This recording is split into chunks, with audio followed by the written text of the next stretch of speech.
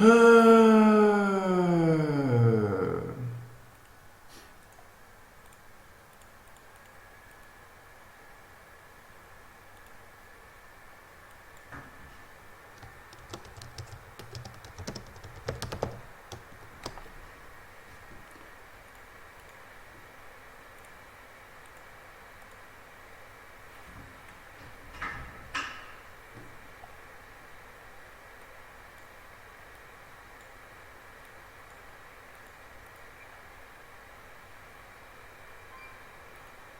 treasures are ye seeking today?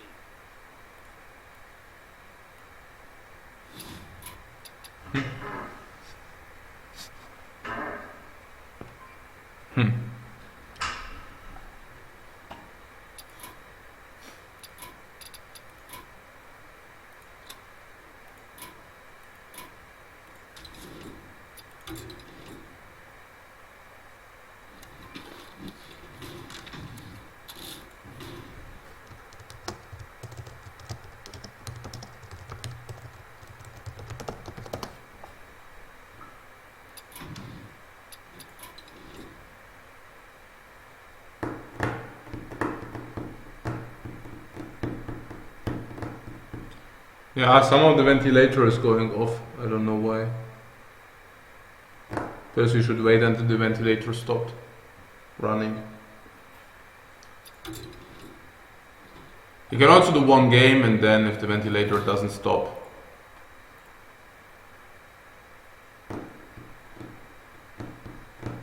I mean, if we play Monkey and Friends, we can also play one Justice. I'm a little bit... the ventilator stopped. I'm a little bit... Well, what should it be? Monkey and Friends, one Justice. Monkey and Friends, one Justice.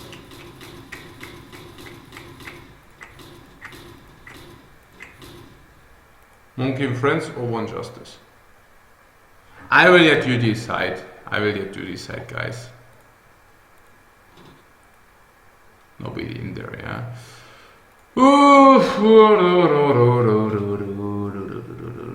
Monkey and Friends. Okay. On the other hand, we played so much One Justice recently. Yeah, let's see. Yeah, also rank. I mean, we should rather focus on practicing. So let's play. Ooh, that's not good for Warrior. But we got the Fierce Monkey, which is good against this deck. Yeah,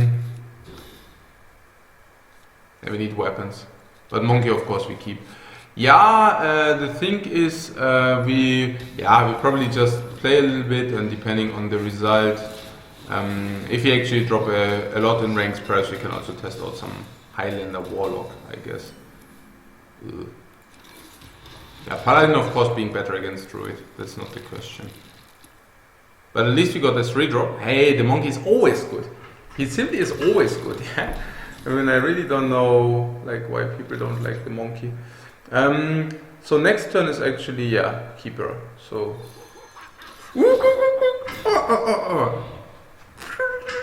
yeah, we need a weapon. No Thorazine, right?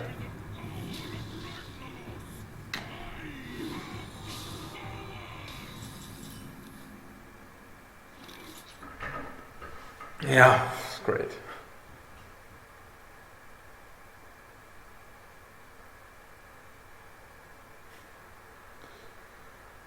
Who was it?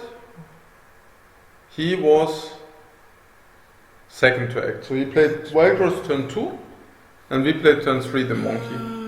And he played turn 3, well, we didn't play Acolyte because it could have gotten into Keeper of the Groves.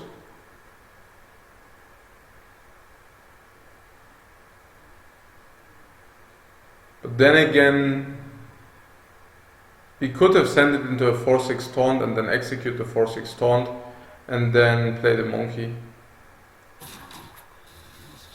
Perhaps the Monkey was simply wrong. Probably the Monkey was simply wrong.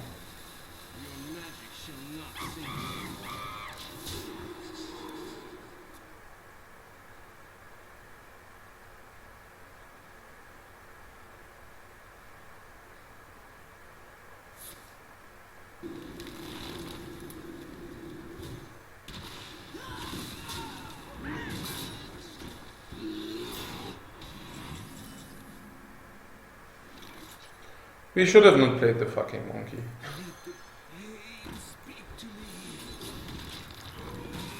We should have played the Acolyte instead. He would have played 4-6 taunt, we attack it, we execute it, and we play Acolyte. Yeah, but that's okay. I mean, I have to say,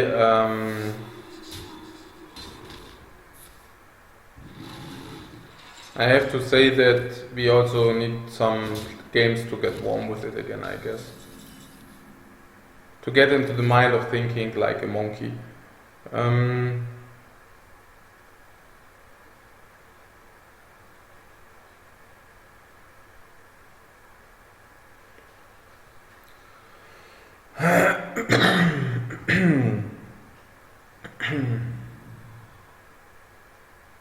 I'd really like to play Dr. Boom next turn. So perhaps we should just do the attack, execute, monkey.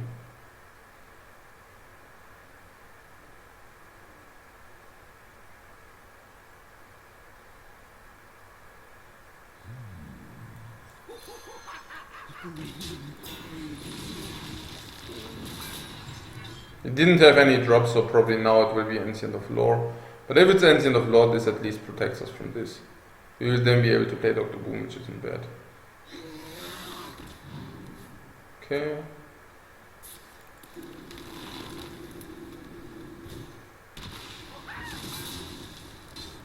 Whatever.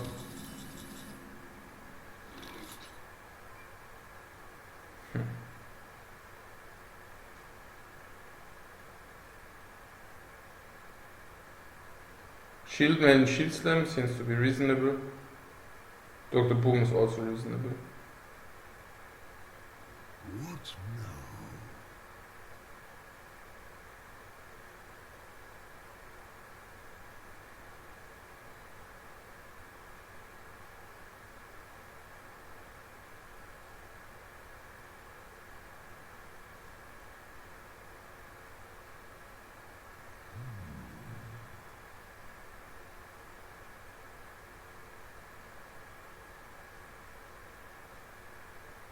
He didn't have Ancient of Lore, so perhaps we will run out of cards eventually, if we don't deliver on BGH targets and stuff.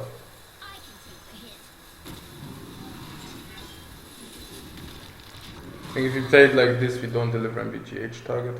So he could have a dry turn if he doesn't have Ancient of Lore.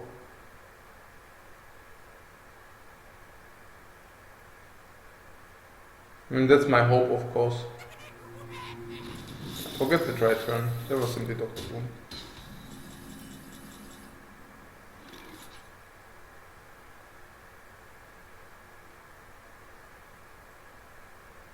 It's not lethal at least.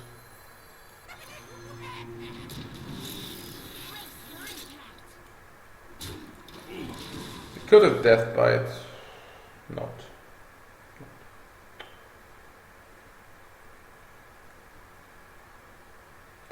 As I said, it's one of lethal with the combo. If he does it, we true hard and gain armor. Hope that he doesn't have other pieces. So combo is basically, well, yeah. Well, actually combo is lethal if it was also discounted by Thorison. Okay, so... and swipe or what? No swipe.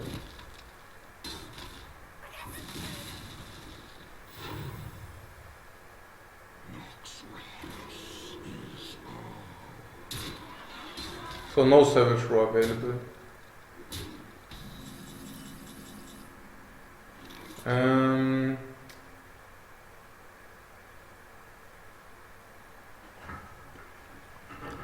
Okay, we should attack like how many times? Like what if this bomb actually hits this bomb and then this bomb hits this? That would be really, really unlucky, right? What now?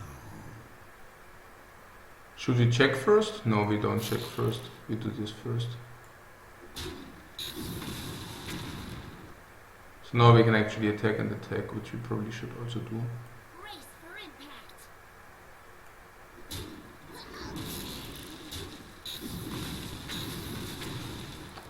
So he didn't have, well, the combo, right?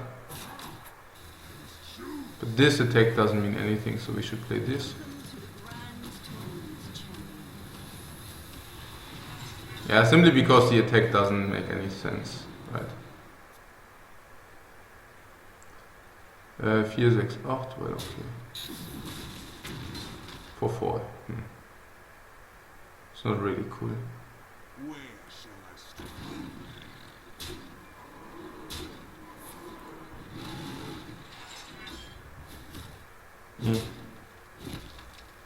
What the fuck?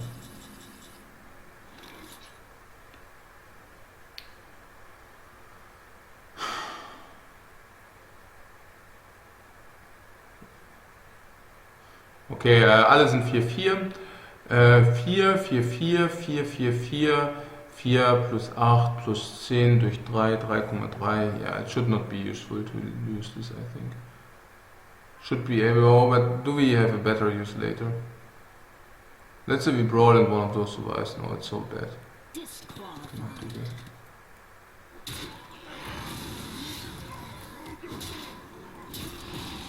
I don't think he will have the combo because, like, I mean, he already played Force of Nature and he could have used the combo 2 turns ago so much better and one time. Oh, okay, that's unlucky. It's really an unfortunate force.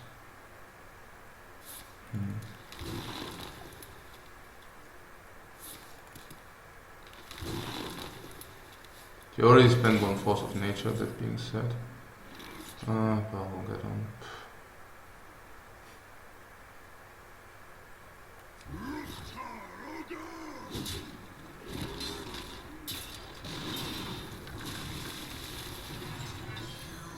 Of course we play him. And we are prepared to die, of course, too. We died to pretty much a lot of things, but of course we play him. Well played. Hey, only because we misplayed so fucking ridiculously bad turn 3, right? I mean, like, it's like, I mean, like, why didn't we? I forgot about the coin. I just forgot about the coin. Like, if there is no coin, of course we play the ape. But if there is a coin, you can actually coin out into 4-6 taunt, and then of course we don't do it. Like, then it's just straight up bad. Like, what I'm saying is, yeah, exactly that. What I'm saying is what I'm saying. Yeah. I mean, if we play the Acolyte, he coins out the 4-6 taunt, we attack with the Acolyte, we execute it, we play our ape. And like how I played it, I just play the ape. Stupid as, like, what's so stupid? And then, what's even the follow-up? Hey, this game has getting enough of the Nee, seriously, I don't know. I mean, like, whatever. Like, perhaps, yeah, I don't know. Perhaps I should also, I don't know. Like, perhaps I should do something else today. Like, yeah, I don't know. Like, I mean, the decks were proved to be worthwhile, but like now, as we know that the decks are good. I mean, I know that the deck is good. I don't need to play it. I know that the deck is good. Yeah. So what's the purpose of playing it? What's the purpose of playing it? Yeah. I don't know. Like, I really don't know. Like, what's the purpose of playing it? We know it's good. Yeah, we know it's a top 10 deck. Yeah, we gathered 70 games data. We know it's good. Yeah, the monkey joke is also already a little bit old, right? I mean, we played the monkey now a lot of times, and yeah, okay. He is always like. I mean, actually, the monkey is the only reason why it's not completely like. I mean. If it wouldn't be for the monkey, I would be really, really sad about playing this deck here. But okay, I mean, the monkey, I have to say, it is lightning shine? Whatever it is, yeah. But you get the point, man. Why did, but was it so bad? I mean, he does have the coin. I mean, Okay, so here's the thing. If he simply keepers and silences Acolyte, then we also don't have an next turn play. We cannot attack, execute the keeper, right? So what we would have done is attack face and simply play the monkey, then also staying mana inefficient. But it's like, if you play the monkey first, we always stay mana inefficient next turn. Always. We can either play another monkey or we can play an Acolyte, but we can never use the execute. And if you play the Acolyte, okay, I don't know whether we would have used the execute on a Belcher. Perhaps not, but 100% if he would have deployed a 4-6 taunt. And of course if he does make innovate actions, of course then too. So yeah, we lost the last game simply due to misplays, and this sucks. This sucks. It really sucks. I don't like it.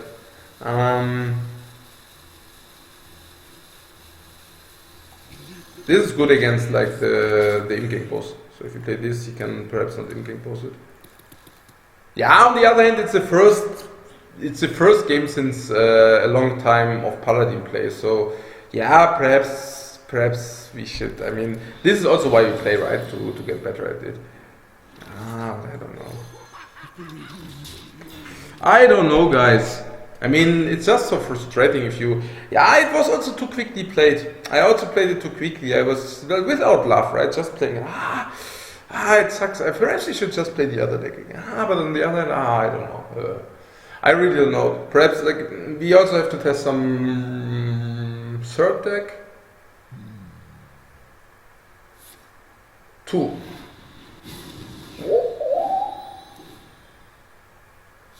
It's so sick.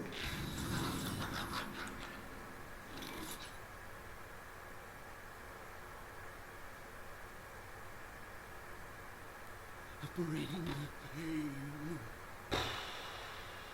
Operating the pain.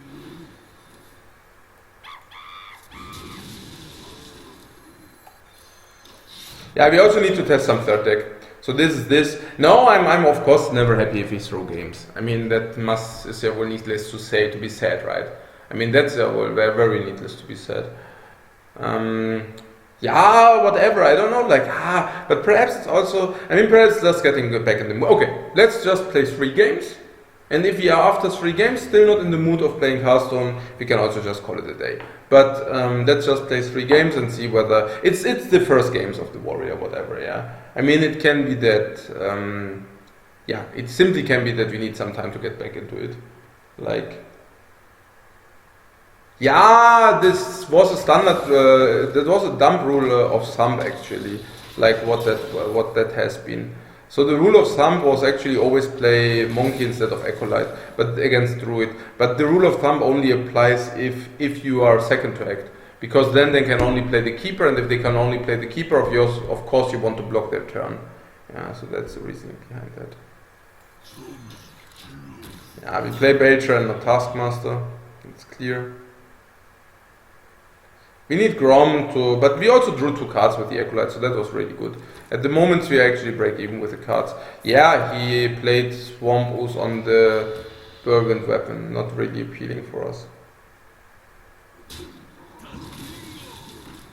Yeah, and obviously it's Highlander. Also not a surprise.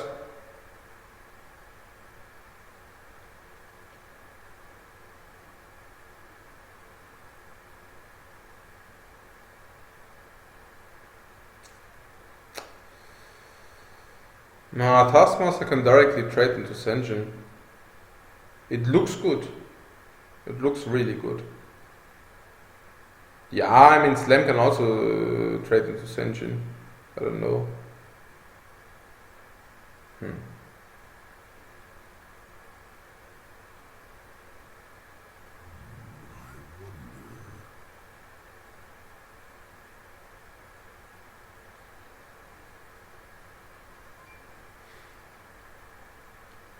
Perhaps we want to draw through our library a little bit more, right? So.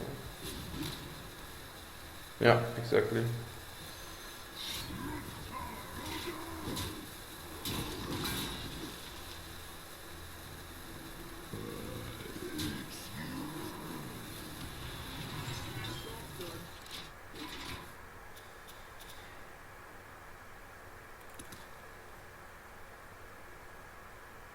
We can now even kill like stuff with 5 health with this.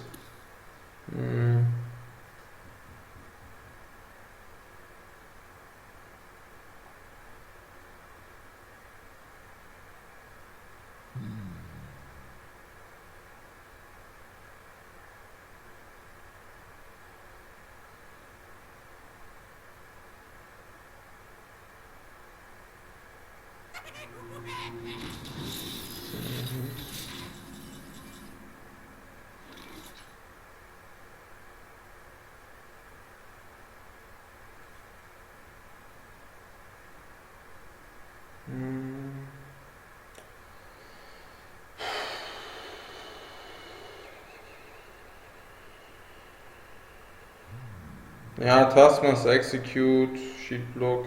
I mean, task must execute or shield block slam. Perhaps even both. I mean, there's not really like, yeah, we need to use shield slam or execute on that guy. So what are the options? Yeah, let's do this first. There's also BGH in there, so 7% on that. Well, task must execute, I guess in this case. We don't have activation for Grom then. Well, kind of. I mean, we have... Yeah, Shizem will be much better later, also because of Justica and stuff. This stays mana efficient and so on and so on. Yeah, we can also use Shield Slams on Grom perhaps. So that shouldn't be much of an issue. We can also use Shield Slam better on Sylvanas and stuff. It must be Singleton, so we can expect a lot of strange cards.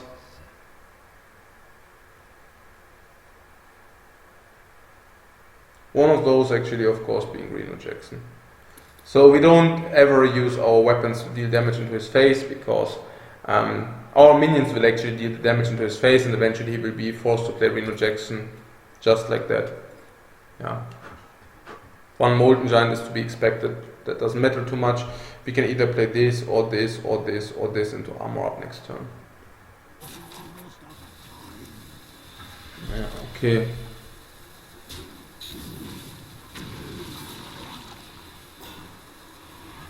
Okay.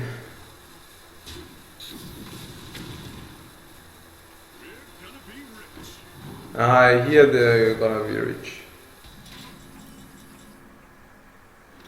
What is this? It's a BGH. And what did he do? The bombs hit the slime and the taskmaster for 1 each. And here's we gonna be rich. Will we gonna be rich?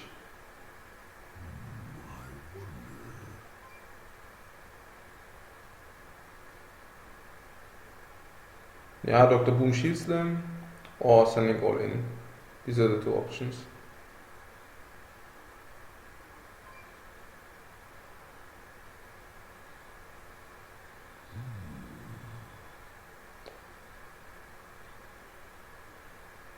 We even got this. Perhaps we just Dr. Boom and Shield Slam. Are we more vulnerable to Hellfire then? Yeah, sure. I mean...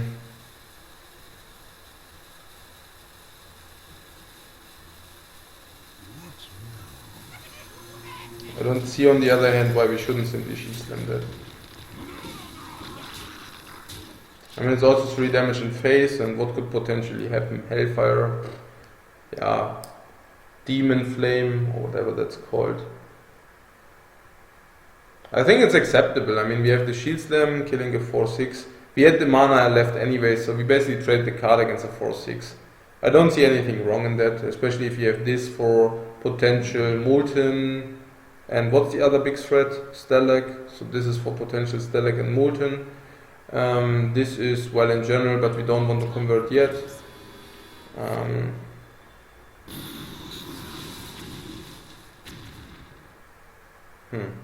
Okay.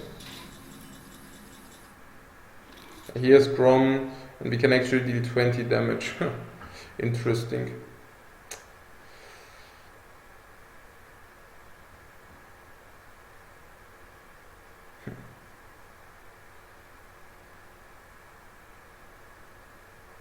What now?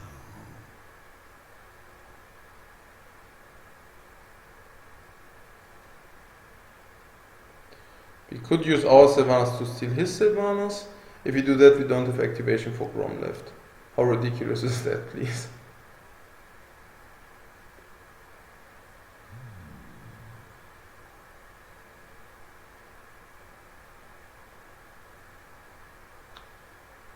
You want these 7 damage into his face, right? I have no time for games.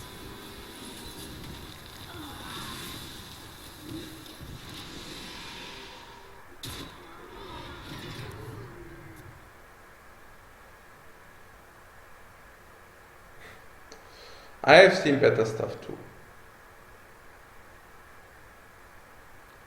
Alternate is we trade and play either our own Sylvanas, which sucks, or this, which also not that great, or this. The alternate was not very appealing. On the other hand, getting this into face is actually pretty appealing. Especially because it's a 7-5 which he couldn't handle last turn. So keep in mind that life count is suddenly relevant. If he already played Reno Jackson, life count suddenly becomes relevant. Pretty relevant actually. Well, not ultra relevant, but pretty relevant. Especially as long as we have this. I mean, I don't even know. We already used Slam 1. But we also use Taskmaster, so we have 1 Slam and 1 Deathbite in there. And these are actually the 2 procs, which are also good.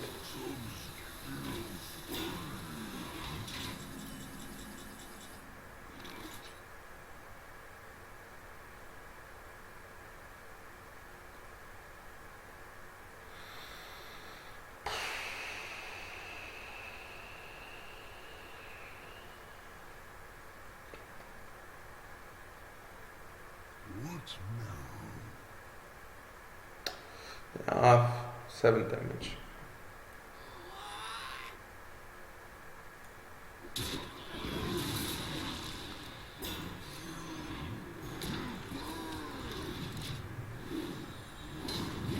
Yeah, there's not much. I mean, Barongeddon. Why not Barongeddon? Yeah, why not? Perhaps we could have made the attack with a weapon, to be honest, because Deathbite is one of our draws. Justica doesn't do that much on the board. Yeah, no, the attack is bad because, again, like there is stuff like Jiraxus.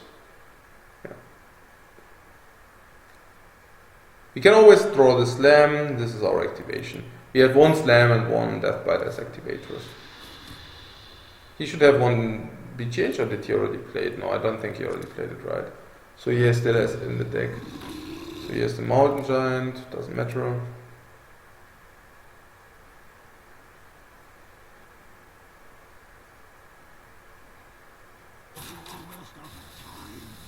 I also like to keep this as a potential execution. Like if he plays double taunt, we can actually kill him, right?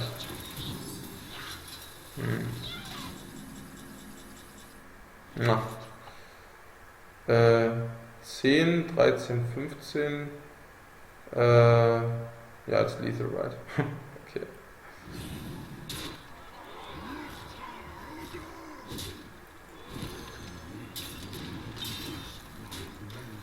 And that's why I don't like the Warlock Highlander. I just think it has like a problem against Warrior. He doesn't deliver any pressure, and at some point the Warrior simply succeeds. I can still not believe that we didn't play the Acolyte in the 1 game instead of the Ape. I mean, that being said, I mean, it must be trained, right? I mean, we played 70 games, and I have to say in those 70 games, if the board was empty, we always decided for the Monkey instead of the Acolyte, because like the Monkey is simply dealing more damage, is applying more pressure, and is actually less vulnerable. And is doing more for the board state, is doing more for the tempo, and Acolyte you can actually utilize better later with Deathbite and things like that. So usually in a standard situation you should always play the Monkey first. But in this particular situation, because he could play a 4-6 taunt or a 3-5 taunt, which we then would have attacked and executed and Monkey and actually staying mana efficient like that, it's different. Okay, so we're playing against Warrior, and yeah, the good old Warrior gameplay. So we don't like this. We don't like this, but we do like this, because this can actually contest very early when he can still not give us, for example, an Acolyte, because if he gives us an Acolyte, we would, if he would give us an Acolyte, we also keep this. If he would give us an Acolyte, we would actually draw perhaps more cards and hence outvalue him. So giving us an Acolyte is not as bad at the beginning as it could be later. Yeah, if that makes sense. Okay, cool.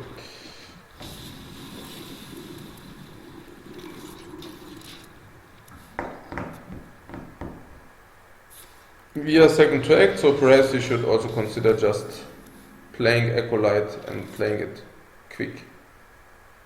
Yeah, we are second to act, so we already drew one more card anyways. So it is a consideration to say, okay, we go Acolyte into fast game. Just a consideration. But then again, yeah, we are lacking Isera, so I guess the potential for us to really, yeah,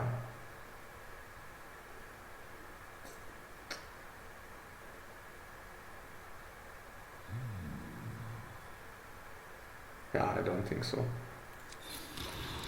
Also, they usually misplay throughout the match, and if they misplay, I mean, we would actually simply forfeit our chances.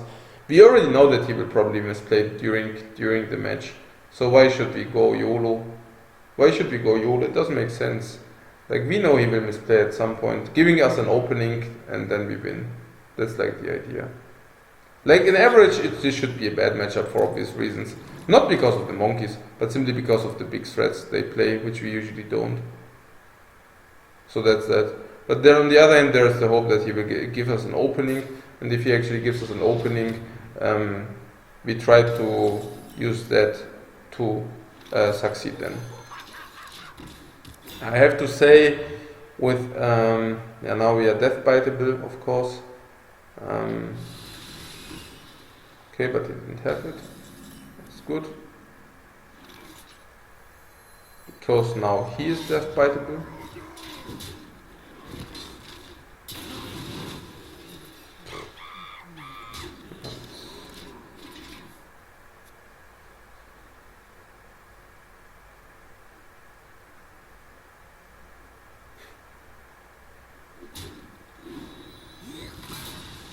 It's really unfortunate.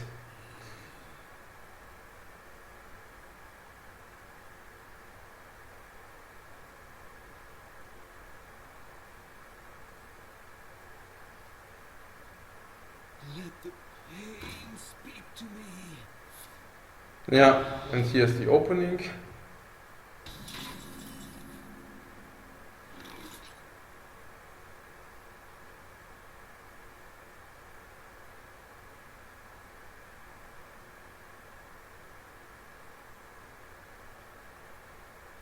We cannot really hit his face, that's a problem.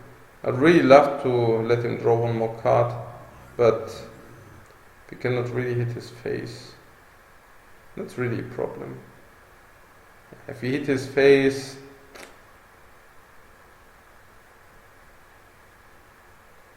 I don't know whether it's already enough opening that he draws this one more card.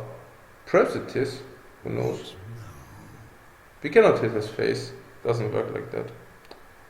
We need the weapon so that he cannot overrun us. That's how it works.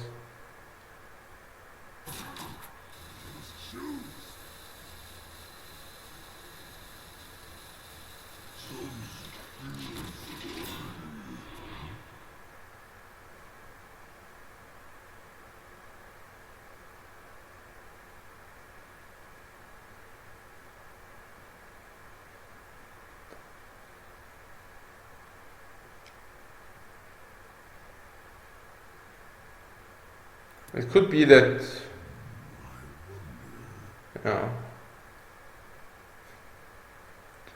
yeah, we drew double Acolyte. I mean, that's actually, perhaps after drawing double Acolyte, we could have considered just going into the draw mode, just drawing a lot of cards and trying to outvalue him.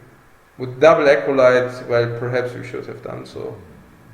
I mean, as a matter of fact, I don't know. I mean, we could still do it, right? I mean, if you run out of cards, then we can still do it, perhaps.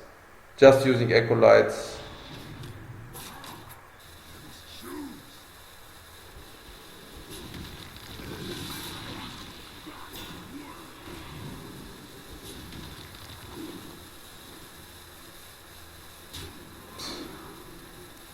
No shame, look at that. Now we can even play the shield blocks. It's so... like, he's so friendly. This is like really friendly Hearthstone, if you want to call it so. That's really, really friendly, Hearthstone. He being friendly to us, that is.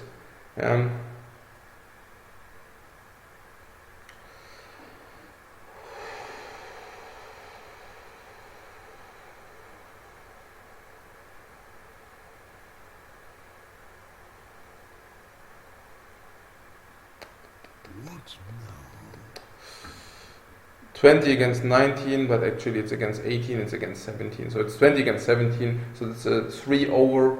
We could even play shield block, then it's a 2 over. But because he played what he played, we can actually play shield block. So that was what we can now do because he gave us his opening. We could attack his face, but he already played 1 shield block. His life count being irrelevant at this very moment.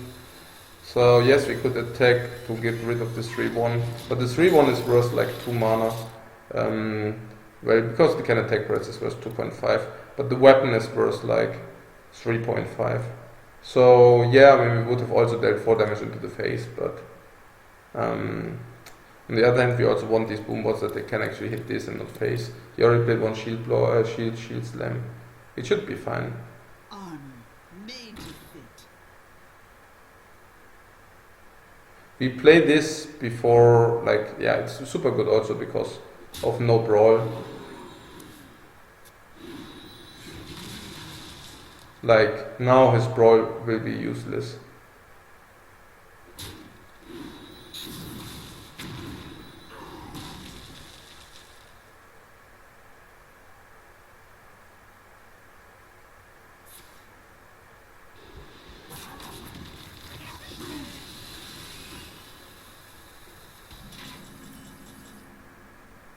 Okay, we got the brawl, that's not bad.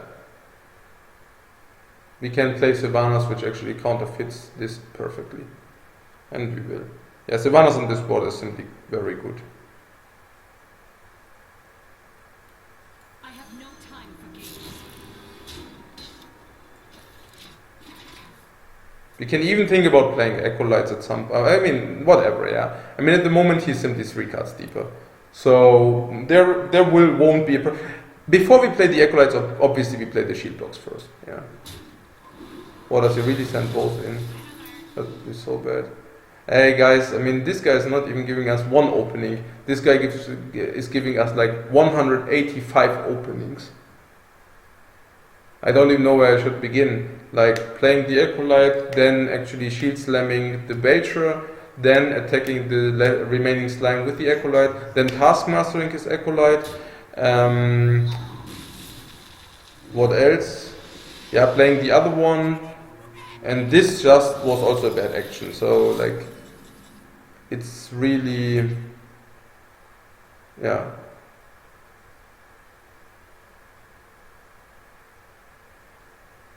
Yeah.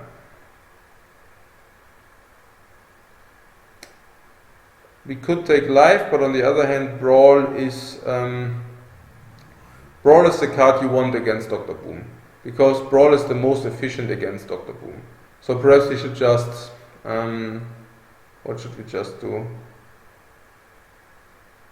Even attacking with a shielded minibot one of his boombots? No. Probably not. They probably just attack, and then we just brawl. Brawl is only very efficient in this state. It's especially efficient against Dr. Boom, and other than that you don't need it. You don't really need it. So that's what we're gonna do.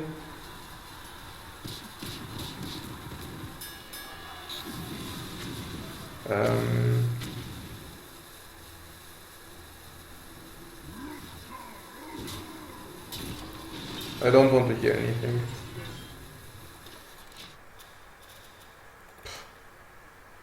What the fuck?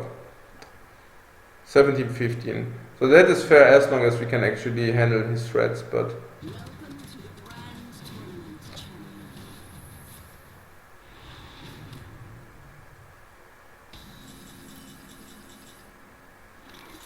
We could have played 1 Acolyte, that is. Now perhaps we are forced to play 1 Acolyte, which is not good, of course. Yeah, I was playing the shield block because, like... Yeah, shield block makes more sense. Perhaps the Acolyte would have made more sense, actually. What now?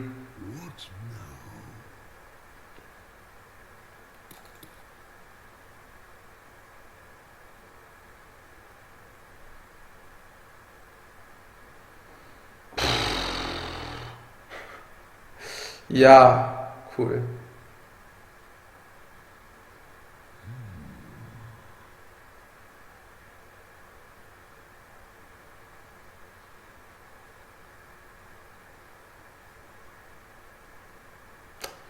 Yeah, we should not play the Acolyte. We even could need this for execute, right? So.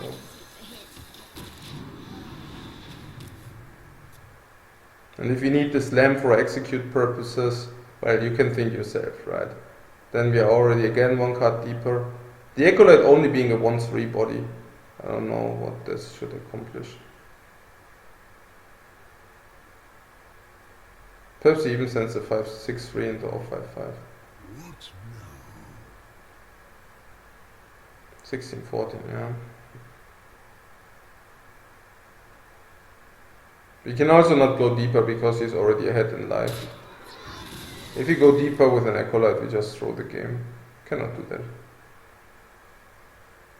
Could have argued that the 1/3 is more important than the 5 armor, but it's simply not the truth. Also, keep in mind that the Acolytes can backfire. Could have backfired. Yeah. Keep in mind that Acolytes.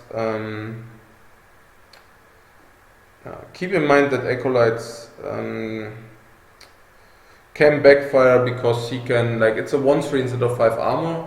I don't even know whether 1/3 is better than 5 armor. I would say no. But they can also backfire because he can let you draw more than this one card.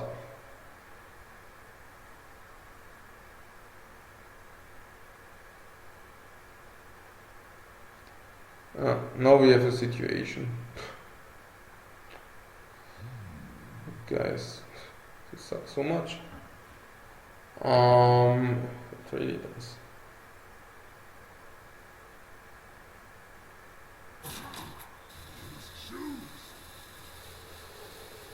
Perhaps we need to deploy one Acolyte now. I don't know.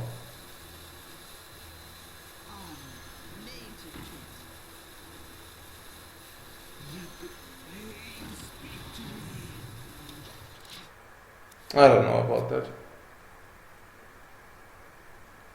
It doesn't look exactly right.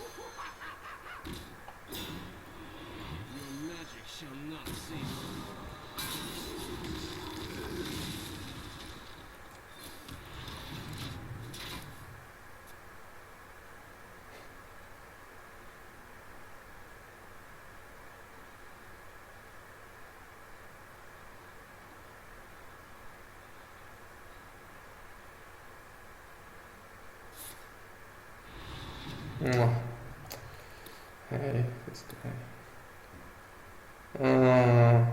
yeah, I mean, the deck is quite weaker than his deck is in terms of value proposition.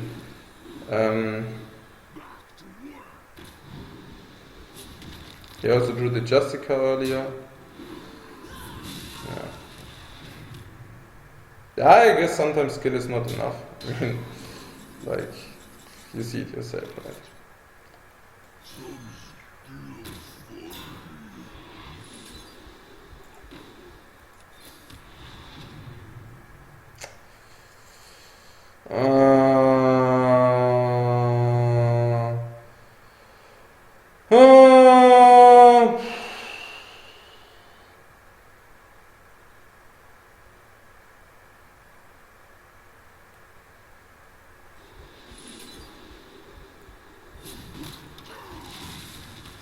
Thing is, if you use it to draw a card, we can always concede.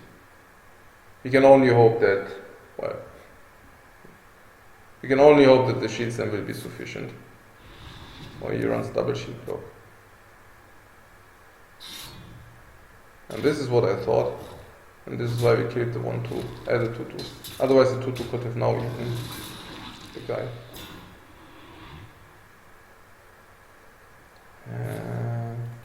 He could really lose it, how he plays it actually. It would be really sick if he could manage to lose this.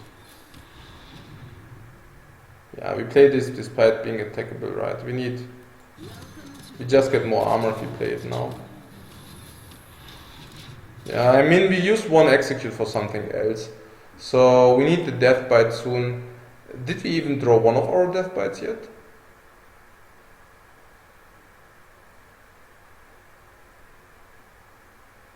Did we? Yes, we did. Yeah, we did. Yeah, we need the second death bite. We can clear one threat, but we cannot clear any more. So, yeah. Yeah, we just take the damage here every turn. I'm not kidding here. We just take the damage. Okay. Now we can actually utilize execute on this if you want. Okay, we had double execute. We used one already, so we only have one execute left. And this is also the last execution proc. Or do we still have Taskmaster in there? I don't know. But what we ought to do is we attack this now, and then we will see whether we need to execute this. We will eventually execute this if we need to, because like otherwise our armor will deplete, and if our armor depletes, then we cannot use this effectively any longer on Isera. So we need to do it like that. However, if he enrages it, even better so, then we can actually simply execute it like that without even taking care. The only question is that we will probably run out of removal if we, yeah, okay. But I guess we cannot, I mean. What I'm saying is I don't really want to attack at the face with a death bite, because then it could be that we cannot handle all these threats. That's what I'm saying. Yeah. Or was I stupid? Should have used the sheet slam on that to save 4. Perhaps we could have.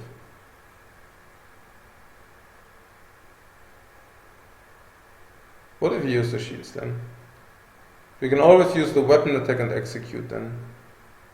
But you also, okay, 2 possibilities. Weapon attack, execute. Okay. Then we don't have the weapon, we don't have execute. We still have shield slam, which is like a clear removal. We could also use the shield slam here. Then we only have the execute. Well, okay, I guess we just use the execute, right? No, we also don't have Grom in the deck, right? We also have Grom in the deck and we need to activate him. Yeah, okay, so we need to actually activate Grom and execute with the next. Okay, never mind. Yeah, not playing this, of course, into the weapon. Yeah, okay, perhaps I should have used it already. Perhaps it was not the best idea. On the other hand, he could have also, how do you say, he could have also damaged himself. And if he would have damaged himself, he could have also damaged himself, right? And if he would have damaged himself, then we could have just executed it for free, keeping the weapon. So it was not entirely wrong, I think. Yeah, I'm still reluctant to play this against this. I hope he didn't get any dragons or something. Dragon would be really ugly. Well, that's the only thing which would be ugly. Sisters would be even okay, right? The dragon would be really bad, I think. Keep in mind that the deeper we draw, the better it gets for us, because like the more of these 7 cards we will get. So now at the moment it's 4 against 7. The deeper we draw, the more of those cards we will get. So the longer the game prolongs, the better it is for us. I also like that we use the Death Bite, because we apparently have 2 of these Fiery Warriors left. So even if it's like Sisters, I would even hit it twice. Yeah, we also have one of those, of course. This is then for Alexstras's purposes. Yeah, so as I said, like the longer we draw, the less his cards in the library get. Yeah, okay. I should have keeping track like what we still got in the library. I didn't do that, unfortunately, but yeah, so we just played this. We don't hit it twice, right? It cost us too much life. So what we try is we actually try to let him attack this, bring this to 4, then being able to attack it again and fiery vortex it, if possible. If not, this guy will cost us a lot of life. Yeah. We will then probably need to tank it, but yeah, okay. He executes it, so this guy will. Oh, that would no. Yeah, exactly what we thought would happen. Yeah, perfect. Now we only need to tank it once. Yeah, that's perfect. That just saved us like 10 life, what he did. He should have attacked the other one and executed this. He could have done it, but he didn't. He wanted to do it for a split second, but he decided against it, but that was very bad. What the fuck? I mean, yes. Hey guys, I mean, yeah guys, I mean, this is like the troll, right? He's trolling us here. I mean, like, yeah, okay guys, yeah, whatever. He's trolling us, I think. Yeah.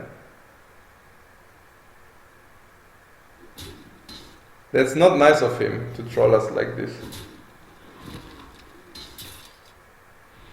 He really could lose the game. 80 life against 45. He really, like, that's really interesting. So yeah, Lex Trusser, we need BGH for that. We also have this, but we need to let him draw more cards, right? So what we do is, of course, we do this and this. Yeah?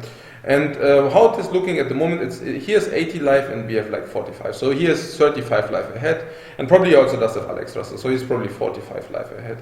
So if he wouldn't have messed it up in every instance, then yeah, it would have been looking really, really bad for us. Fatigue! Fatigue! Yeah. A lot of fatigue incoming.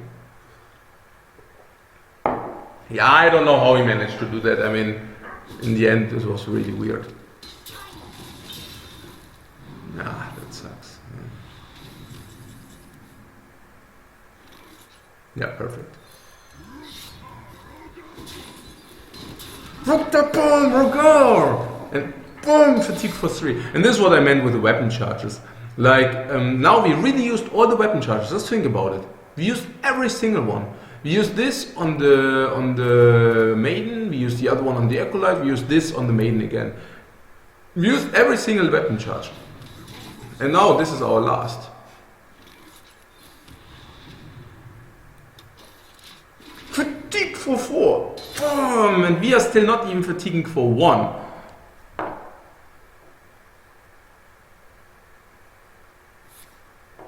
Yeah, it's still the same. Like at the moment, it's still 85 life against 50. So he's still like,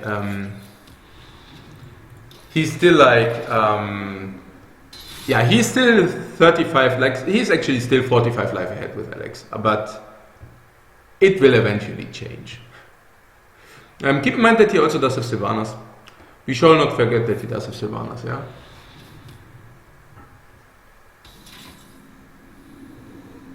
Like Sylvanas into Shield Slam and stuff.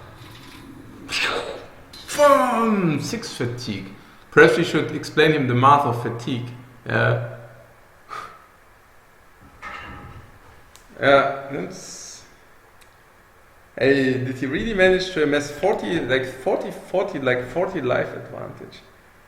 40 life advantage. Yeah. Just blown in the wind, guys. Just blown in the wind, the whole life advantage. No time for games.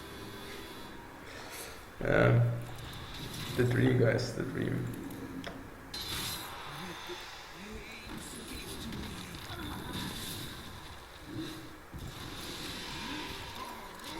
The dream! 4! Fatigue! Boom! 7! 8! Boom!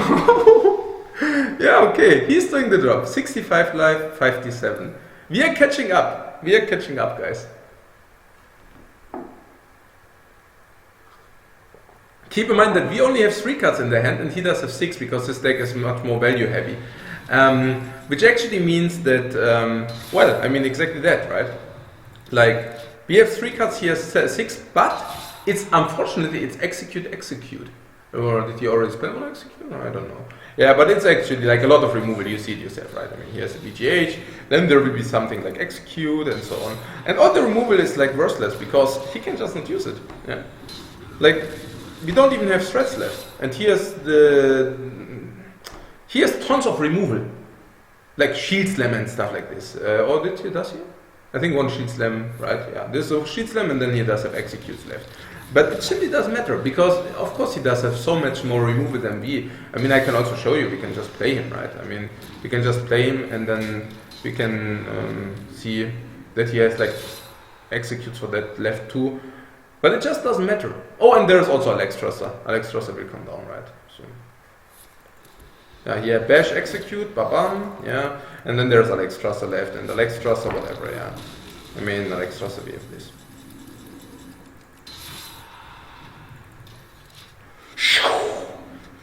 Boom! 12 fatigue.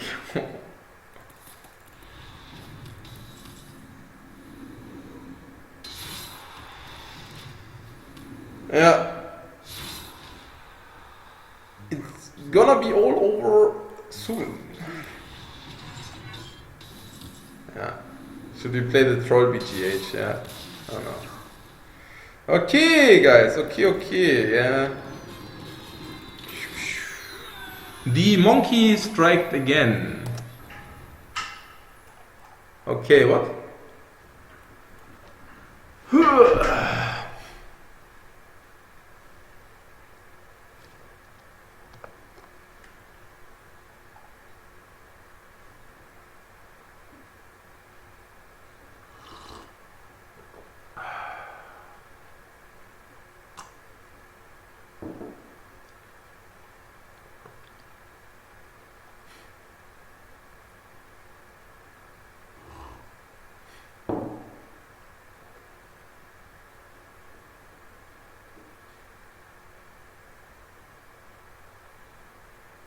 And it was, by the way, really difficult to to win this game, or not, or for him to lose that game. It was quite difficult because he got the Justy card at the beginning of the game, we got it at the end. He got like the right cards at the beginning, we got like double Acolyte at the beginning, which is not useful. But yeah, good story. Perhaps if we draw double Acolyte, we need to go for the Acro plan, because I guess with double Acolyte in the starting hand we will lose. With double Acolyte, if you place it correctly, we will always lose. So I think if you really have double Acolyte in the hand, we just go for the Acro plan. Yeah. But yeah. We would have lost if we would have done that, but whatever.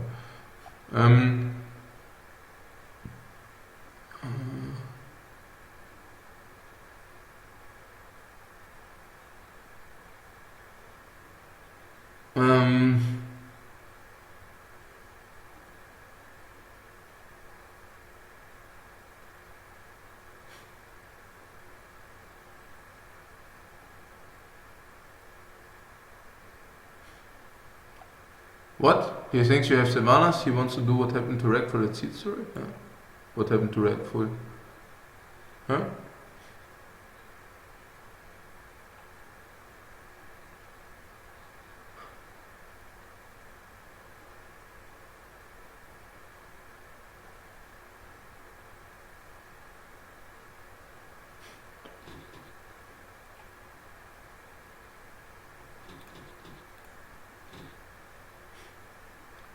Did you already deploy? Oh yeah, he already did it. Yeah, that was the Acolyte. No, it's Sylvanas, right?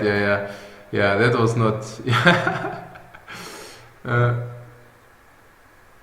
If anything was not that good, that was okay. So good. Yeah. But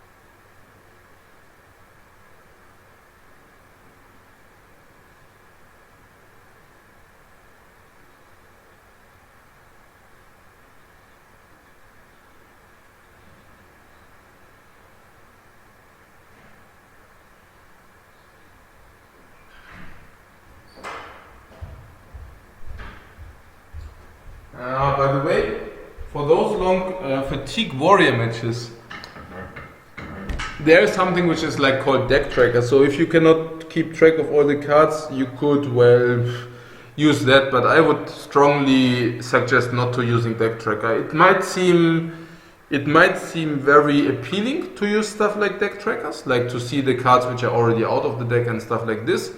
But in the long run, you will only hurt yourself.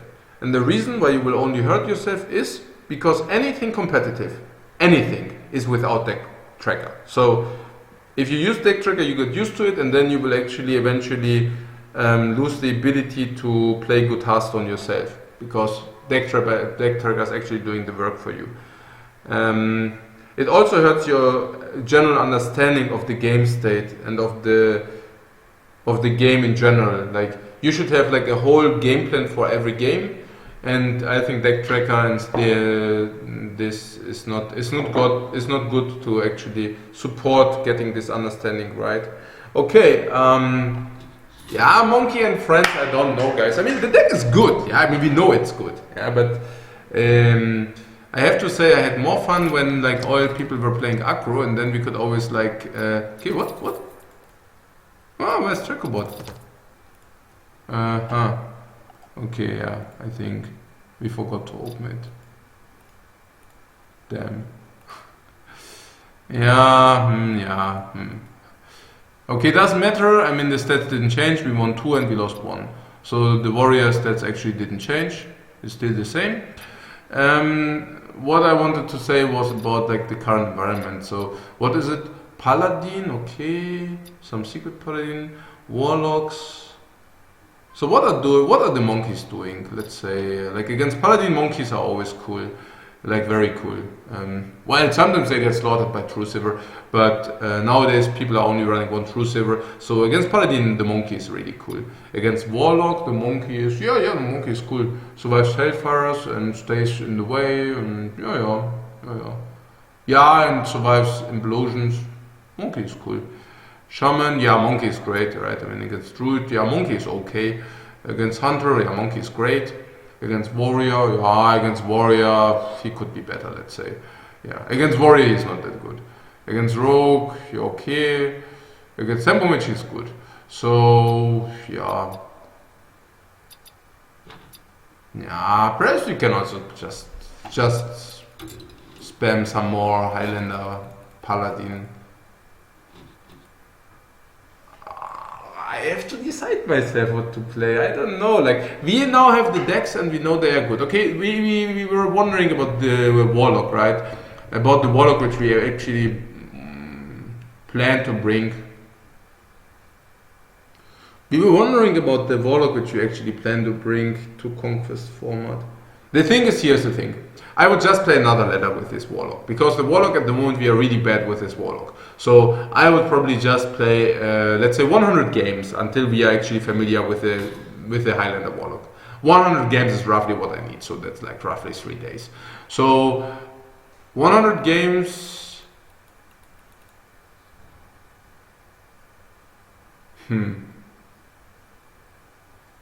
Okay, you know what? I just give it a try. First, you should just give the Highlander Warlock a try, and then we see whether it sucks or not. And we do this on an A. Yeah, but then again on an A we are like ranked level 20, so it's like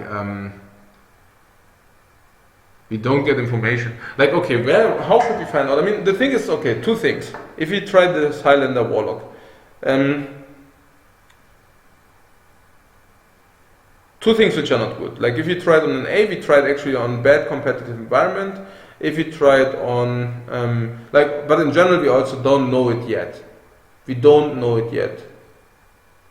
Oh, it's a Sir Finlay. This is Sir Finlay, guys. Look at this.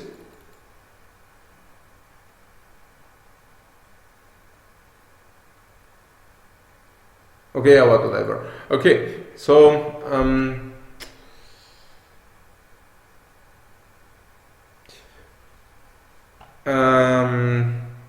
yeah, let's play more Singleton Paladin, and I will ladder myself up. What on an A? That's stupid, right? We already have 26. I will usually probably need like 3 days to ladder to legend or something, I guess. So this is like, because I don't play that much. So it's like 1 to 3 days, and then we are ready at 29th or 30th. There are also some tournaments in between. Then this is the off, and then the ladder will reset. Okay, never mind, we won't do that. So should we just test? You know what? I know what we do. Now I found out what we do. So this is perfect. This is perfect, guys. No, this is perfect. So what we have is we have the tournaments ATM. So this is yeah, gathering Highlander Paladin data. We did that, and we play over 63%. So this is definitely the ultra play. Yeah, the Dragon Priest is just for Celestial. I will submit Celestial. It doesn't matter. Yeah, Celestial Priest and Rogue submitting, please. Yeah, and then other submitting. Yeah. Okay, whatever. We have this Challenge Ultra League, and this is exactly that. And then we have like some SLTV and some HELs. HEL top 8. ATL top 8 and yeah, but okay, top 8, because it's a smaller tournament, top 8 is probably as good as this or this in the top 16. But we got like Chinese league, SLTV, HEL, blah blah, Birmingham, and WCA of course upcoming. And what we'll do is the following: we will begin to play the Highlander Warlock and to test it out at the beginning of the next month when we want to ladder anyways. So that makes complete sense. And until that point, we will actually just grind in the decks we ought to play in Highlander, just perfectionize them. So this is today, it's half a day, it's 0.5 days. 1.5, 2.5, 3.5, 4.5, minus half is probably 4 days. So this is like 120 games, so we can like play 60 games of Monkey, 60 games of Paladin. So we just practice. We just practice those days. Okay, I can just take a look at the chat, by the way, anyways. But we ought to practice these things.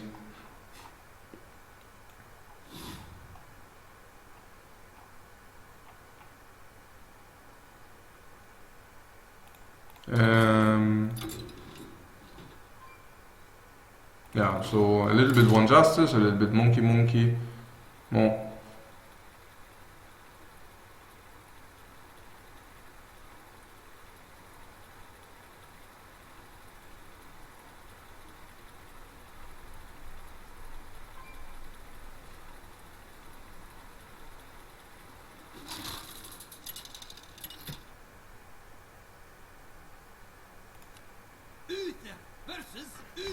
Paladin, huh? I will fight with honor. I will command the light.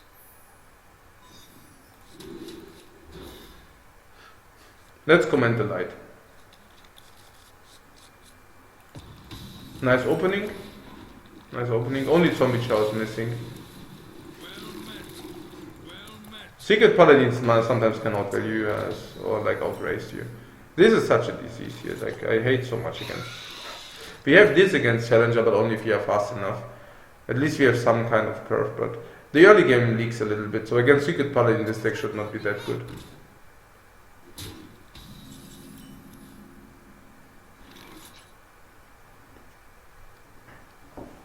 He seems not to have many secrets. At least that's a possibility. We could equality to deal 1 damage on our guy, but that doesn't matter. And we deal like 2 damage for 2 mana. But actually it's 2 damage for 3 mana respectively, because we use our mana pool.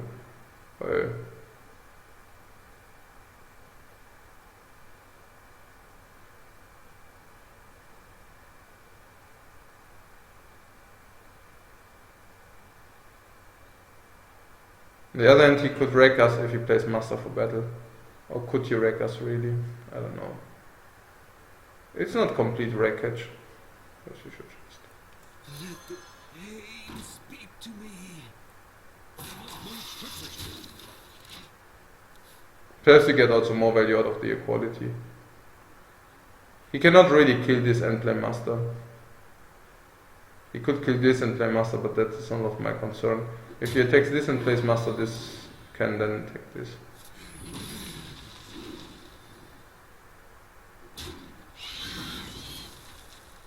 No. Yeah, sure.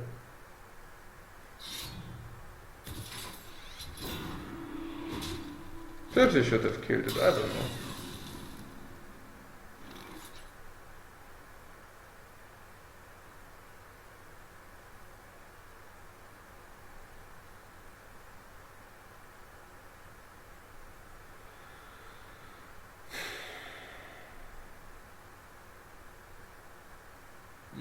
If he silence it, 0.5, 1.5, 2, 2.5.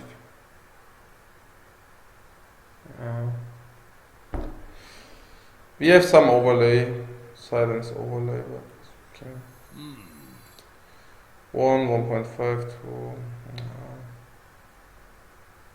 Yeah, it's better than not to do it.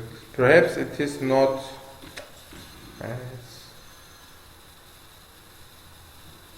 Hey Blizzard, please do something against this deck. I mean, like,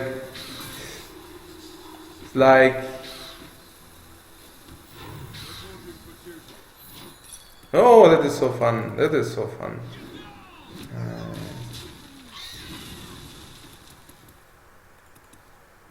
Yeah, of course I'm fucking annoyed to play again. It's always the same, like, it's not even, the thing is there's not even a counter. Yeah, what the fuck? Like, hey,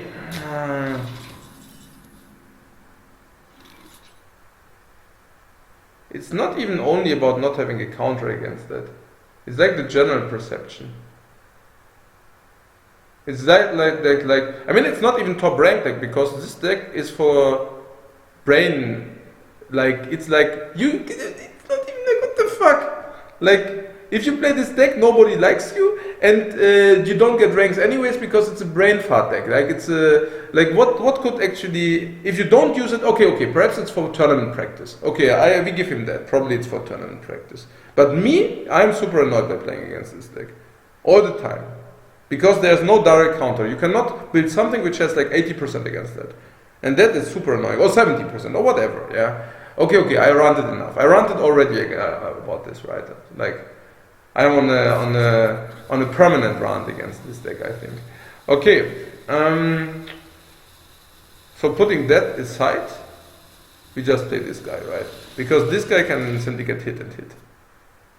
Yeah, this guy can get hit by that, but yeah.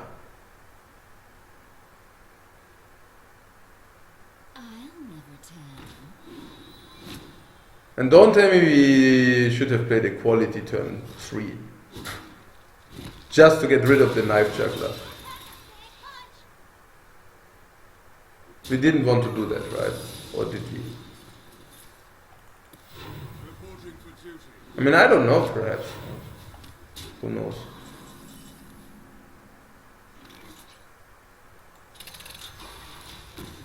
Who knows? Who knows? Perhaps you should have done that, yeah.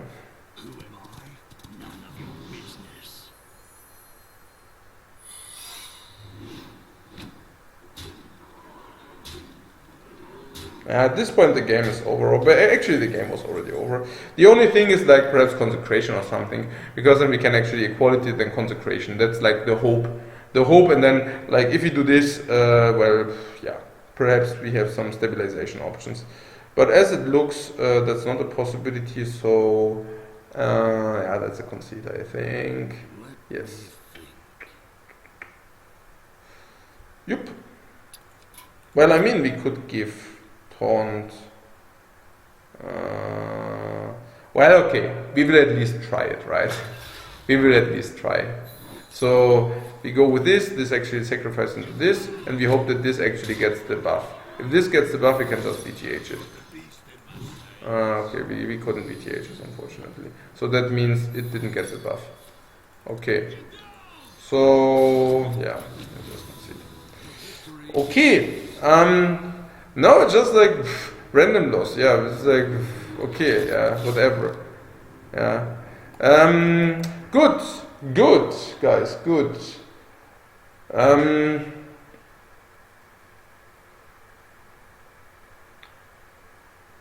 So what did we conclude? Turn 3 equality. to kill the knife juggler so that he doesn't get out of hand. And then what?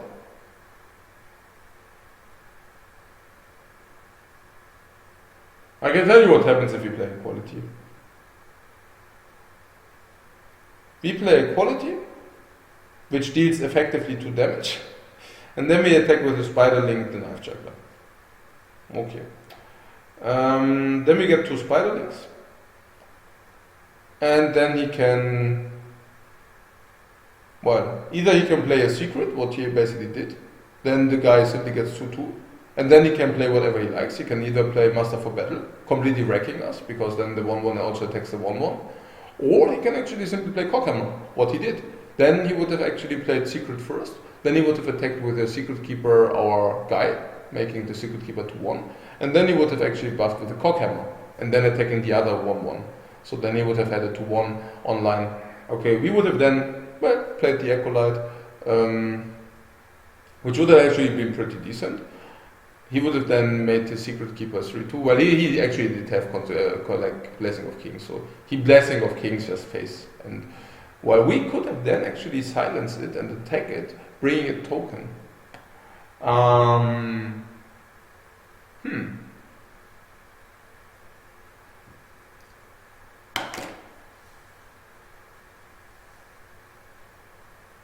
I should have actually thought about in terms of future game state. I don't know why I didn't do it.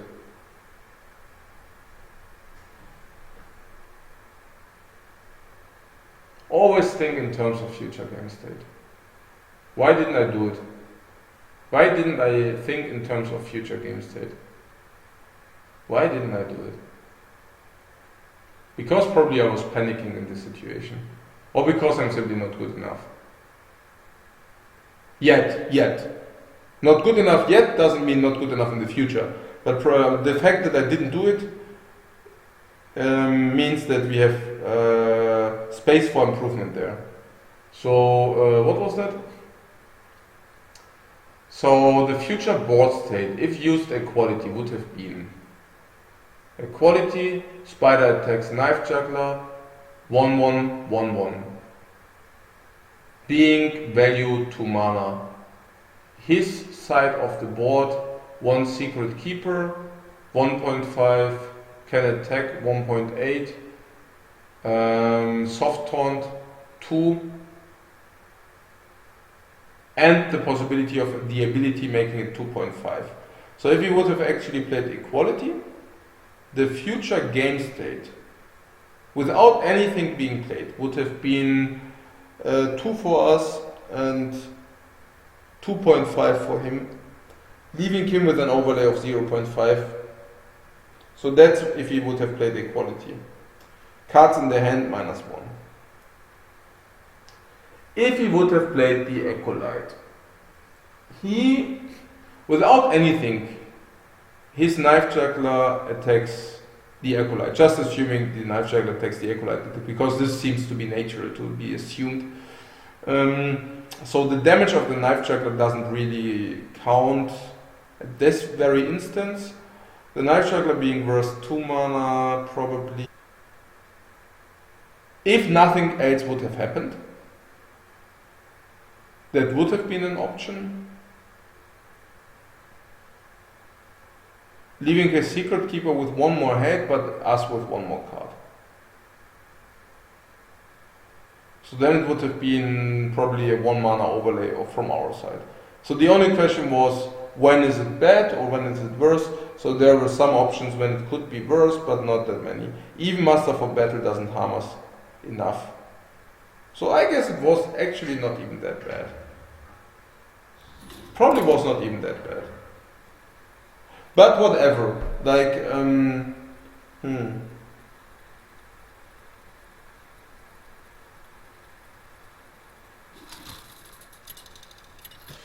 Yeah, I don't know, it just doesn't feel so good if you simply get overrun, I guess, but I guess that's in nature sometimes. Sometimes it cannot be helped. I will fight with honor. So not this, because like nowadays, it's never handlock, it's never deemlock. Not never, but very, very rarely. And usually I would always keep the weapons in the hand, but now, oh, he mulligans everything. Okay, if he mulligans everything, perhaps we can have an argument keeping the BGH. There's also Stellar, and there's also Molten Giant, Dr. Boom. Yeah, we can make it. It's also not bad against Sea Giant Zoo, so we keep it. If you really mulligan everything, we keep it. Leonard we don't. True Silver. Well, True Silver nowadays is really good against the in-game boss. But if you already have Master, we rather want Master than True Silver, right?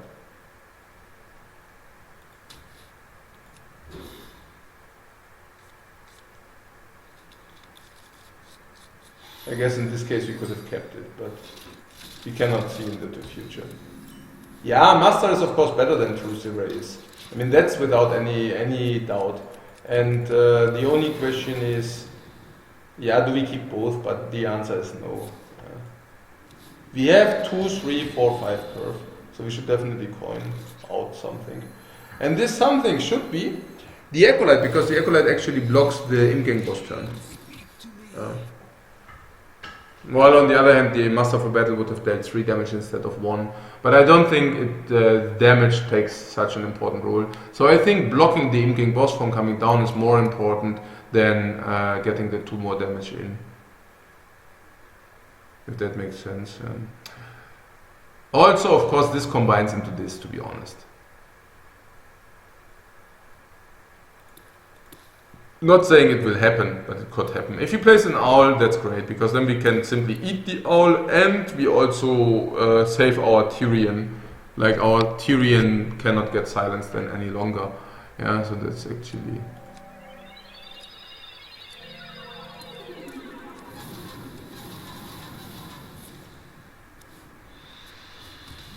Yeah, so we probably prevented in-game boss from coming down. Yeah, you could say that this is perhaps not right because of Hellfire. But then again, probably he will only run 1 if it's not handlock. So, yeah, whatever. Ooh, that's probably a mistake. He lets us draw more cards. That's probably a mistake. He cannot grant us 2 cards from the Acolyte. Well, I mean, he cannot, I mean, he just did, but he should not. He should probably not grant us the cards from the Acolyte. Definitely not 2 cards. And no, we don't use the Peacekeeper. Bring the pain! Here we get 2 cards in our... I mean, and the Peacekeeper would have not been mana efficient, and this will act better in a better way later. Yeah, but the thing is here also... boom, boom! Life bomb and attack and pressure. The thing is also about the 2 cards here, I mean, it's really strong. Yeah, anyways, but in our deck is ultra value heavy anyways, but drawing 2 cards from the Acolyte in this ultra value heavy deck is like, yeah, it's pretty insane. Yeah, it's pretty insane. Okay, so yeah, reducing the attack, no. Simply say mana efficient with this, for sure. The only question is, well, probably simply sacrificing this first. Yeah, first. Ooh, she's a mini boy, yes. To battle, firm! And that is the reason why we didn't use even 1 Light Justice attack for anything else. We didn't even take the face in the first turn. Because as you could see, we can't already utilize 2 of these weapon charges in a very efficient manner.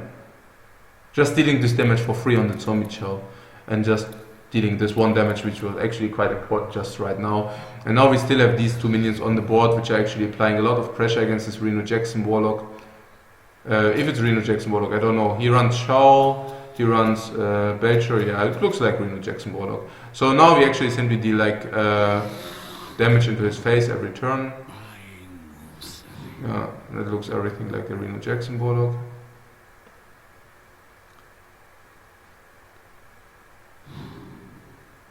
Cards. No. And do you keep track of the charges? No, I'm just saying, yeah. Okay, so yeah, we owl this, right? Yeah, must be good. Yeah, we can use the charge. Boom! And again. And it's still a lively weapon. And we utilize it so well. No, we utilize it so well. It's so great that we utilize it. Yeah, now we have to token up because it's, yeah, obvious reasons. We could get more value out of the Peacekeeper later. And we are already kind of a little bit expanded on the board.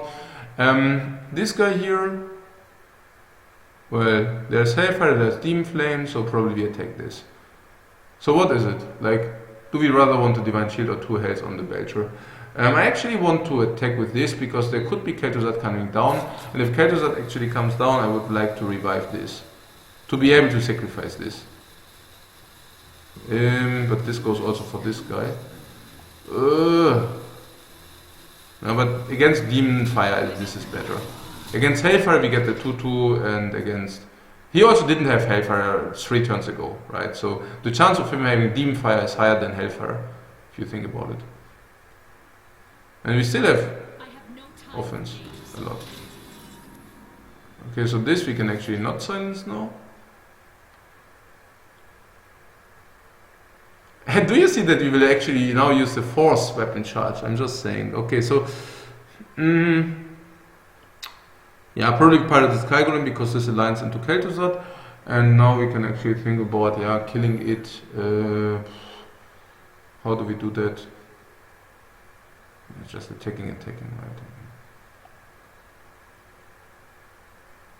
Do we want to kill it? And I guess if we have this, yes, we want to kill it. And we want to weaken our single drops. So that looks good. And he takes this, okay, that's good. For justice! Boom! And we used all 4 weapon charges, guys. Oh, if he played this, he could play MC tech. But that's the right thing to do. That's the right thing to be done. Yeah, he can really use my MC tech, but I mean, that he steals this is very rare, so whatever. He also didn't have it, right? Otherwise he would have played it last turn. You should just play your odds, easy, yeah. If you now play something and we really get the Sky Golem back, that would be something. He also cannot play Sevans into Shadow Flame or something like this any longer. And he will play something and then this will just crush. It's not King Crush, but this will crush. This will wreak havoc. And we really used all 4 weapon charges, all 4, because we didn't attack the very first one. And we used all 4 weapon charges in a very, very efficient manner. Every turn, seizing the board control. I'm very proud of us, guys. No, seriously, that's you wouldn't believe how important that was. Yeah, like these are the tiny things, but super important. Yeah. Yeah, I've even got like Leon hands to fill our hand later, but we don't even need to do that now. Oh, implosion! No, play something which we can sacrifice our Sky Golem in. Ah! Oh. Why didn't he play something where?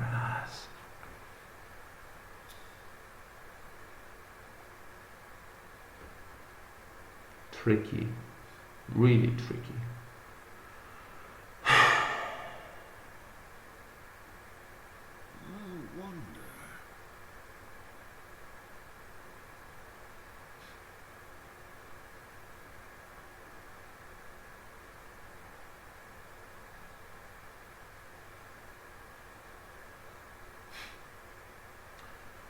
I guess we could lay on hands, I mean...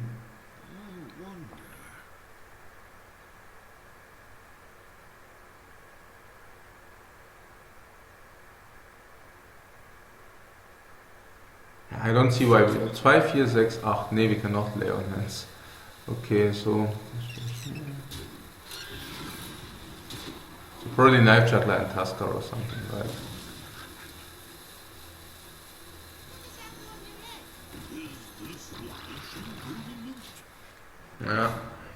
Yeah, we lost. Doesn't matter, the Tusker seems to pretty much very often lose the Jaws, so doesn't matter too much. Yeah, we could not play Leon Hands because we would have overdrawn then. One play would have been Dr. Boom, but why should we play Dr. Boom if his life is, why should we play Dr. Boom? The Boom bots are actually not very efficient on those, it's not very efficient on the life at the moment. Why should we use Dr. Boom here? Yeah, I mean we could have, but yeah, we could have. I don't know. We could have. Yeah, this is not bad because like this he cannot attack and attack. If he would have played Dr. Boom, he could have like attacked this, then he would have cleared this, and then he could have, for example, played Twisted Nether, and then we would have been in a very, very bad spot. Okay, so certainly get 16. We are nearly drawing as much as he does. I just didn't want to run into Twisted Nether.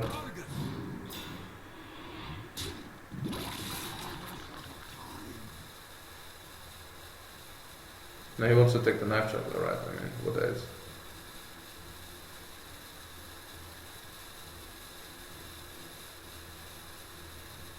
I mean, if he doesn't take the knife juggler, he's basically playing around Kel'Thuzad. That's what it is. He's basically playing around Kel'Thuzad. Well, yeah. I mean, yeah, the two options, like either he is sniping or he knows our stream and actually knows the deck list. Yeah, I mean both options being viable, but that's okay. I mean, yeah, why not? It's yeah, I mean not attacking Dive Jackal and attacking this guy, but it's even, I don't even know, like I don't even know what that is. Yeah, or it's actually simply bad. I mean one of those three options. So what is it?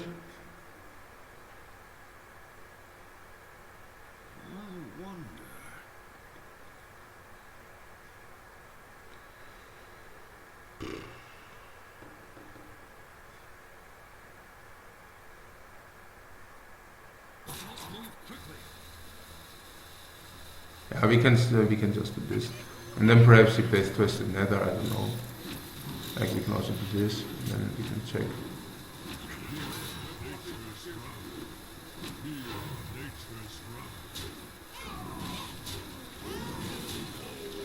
Yeah, I mean this he will have one Molten Giant in the deck, but he can also just tap, or he can just kill these. For example, with a Hellfire, and if he plays here a Hellfire, for example, and these go face, yeah, you get the point. Or if he plays Twisted Nether, then he could play Molten Giants anyways.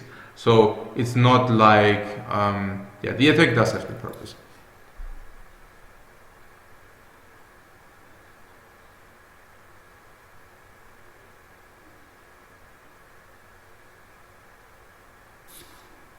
Yeah, Twisted Nether, it's okay, and then probably one Molten Giant, I guess. Oh.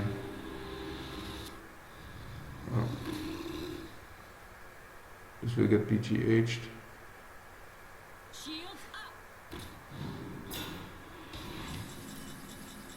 No press, it's also because I'm not in a good mood, but I mean, that he just attacked not the Knife Juggler and instead the Sky Golem guys. I mean, in all seriousness, with a 2-1. I mean, in all seriousness. Okay.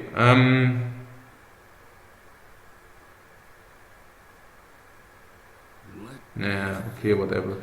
So,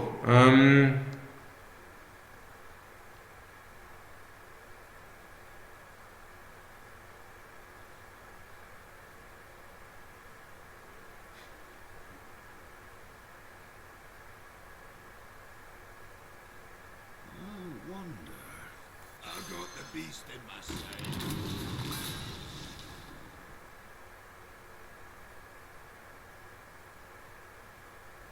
But then again, it was perhaps also simply coincidence. Who knows?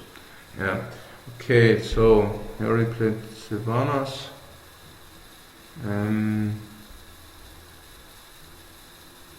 If you play this, you can simply attack and Hellfire, right? So that was really bad.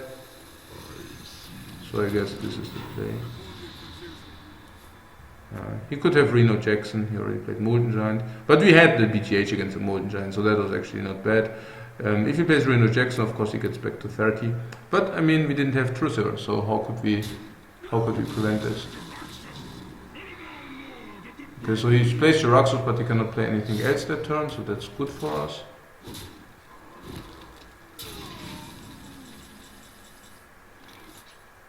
Yeah, I mean, we just play whatever is needed to be played, right? So it means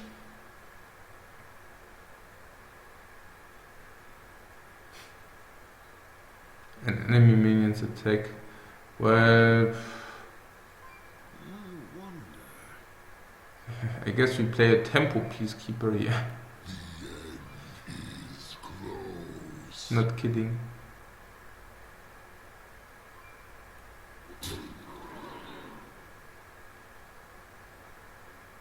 Yeah.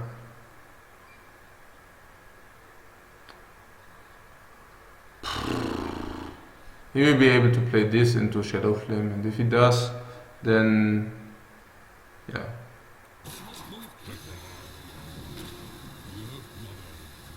Nah, perhaps we should just play this. Against Helfer, against Shadow Flame, this is equivalent. And we can still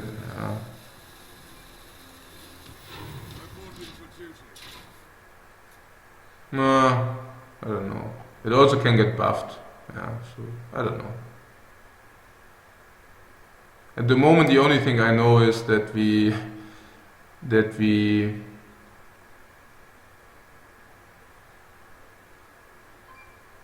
yeah, that I don't know. Probably there's Hellfire, I guess. No, Reno Jackson. Grimrock,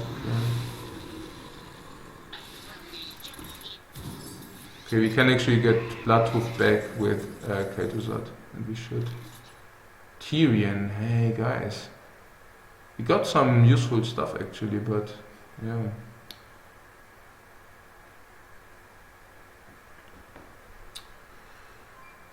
So this is one heal, but he will also have Reno Jackson somewhere in there. So it's like if he played Tyrion and he, let's say, well, he cannot silence any longer, so he would have actually a hard time against Tyrion, right? Because like, what does he do against Tyrion? He can attack with 1, and then he can, yeah, he can then Shadow Flame this, leaving us with this and the weapon. He then has a problem against this, right? And he could also simply play Kel'Thuzad and attack this. I mean, this is also not bad.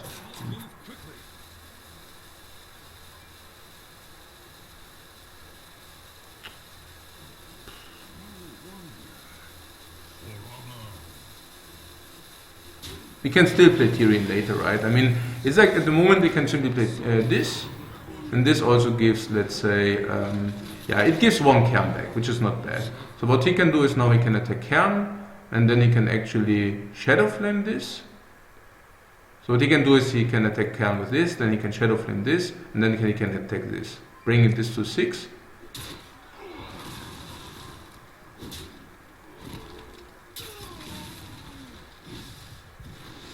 Or even Siphon Sodding it, okay.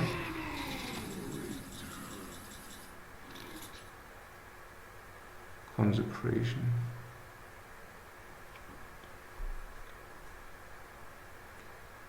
And it's mana wise, it's so fucked up. Like, why are they all so strange? Why are they all so strange, guys?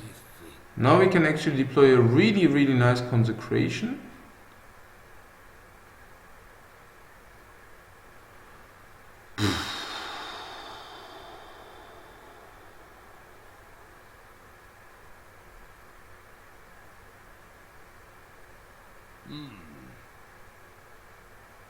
Perhaps even keep her at first and then come. Sylvanas doesn't make anything, then he simply attacks Sylvanas with the Infernal. He could Tyrion, but then what does he do? He attacks first, then he attacks with the second. On the other hand, we could simply do this.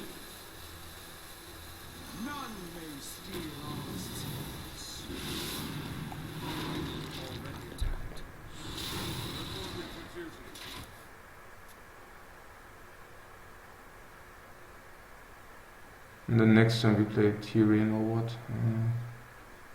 And he still doesn't have Shadow Flame, so that's good, but yeah, I don't know whether we could pass up on the Consecration on a 6-2 Infernal. I don't know whether we could. If we play Tyrion, on the other hand, we get the weapon, and the weapon is actually really important, so yeah, I don't know. How can he now attack and Shadow Flame? No.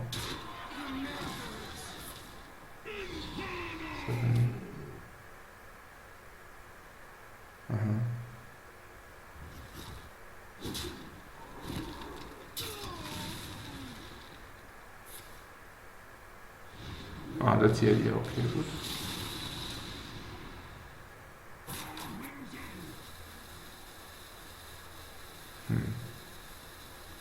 Yeah, we need to use Tyrion so that we get the weapons. And he obviously also didn't have Shadow Flame.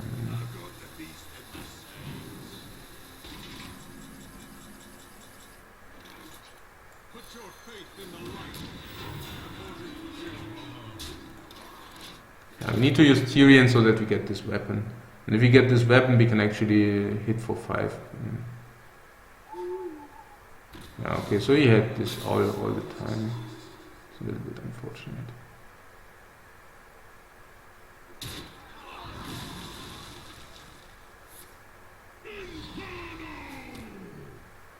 Drink with me, friend. Mhm.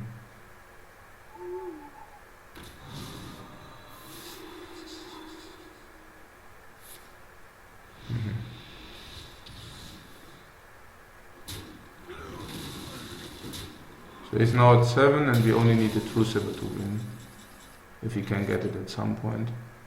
But he also has Reno Jackson somewhere in there. So he could play now.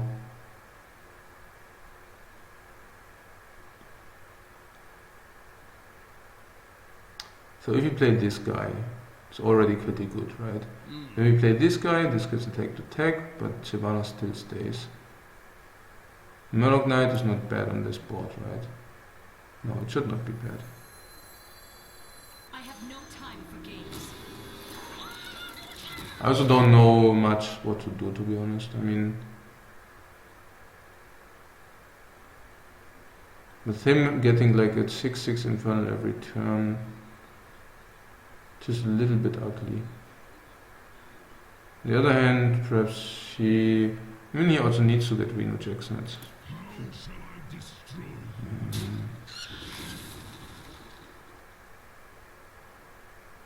of course, Reno heals full, which is ugly.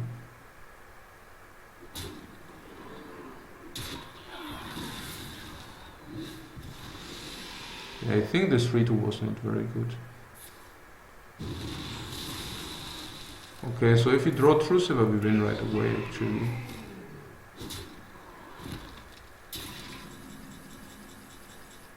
Okay, no. So we win in 2 turns unless he top decks. I think that's a fair deal. Okay, so what should we do? We want Divine Shield, and we want Divine Shield on which one? Well, this will get 1/6. So we want Divine Shield on that guy, right? He attacks and then he can actually attack it with the Blood Flurry. No, we want probably to have it on the Creeper, because if he attacks and attacks, the Creeper spawns, and this will still deal the damage. Is it right? I think so.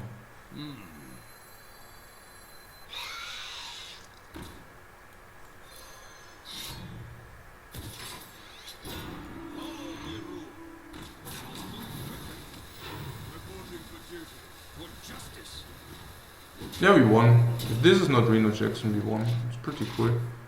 And it's 1 and a 6, right? So it's 17%. I can live with that.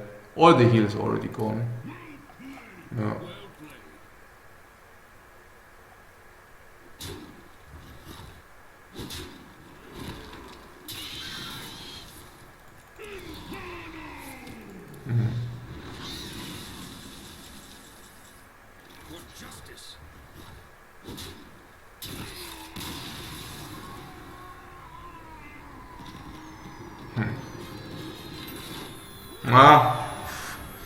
So Jaraxxus doesn't even win after 6 or 7 turns, yeah.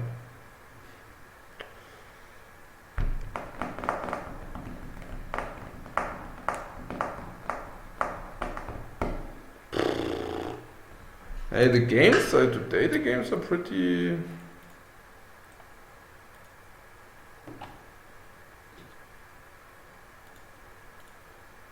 "25 minutes. Yeah. Oh no, the other one we didn't track. Yeah, so that's that. Okay, taking a look at the chat. No, snipe can also be just not a good play, or he knows the deck. But even if you know the deck, you should not play around Tyrion in this situation. Around Kel'Thuzad in this situation. Well, there's a brainstormer in chat. Yeah, I wouldn't have wondered. Yeah. Okay.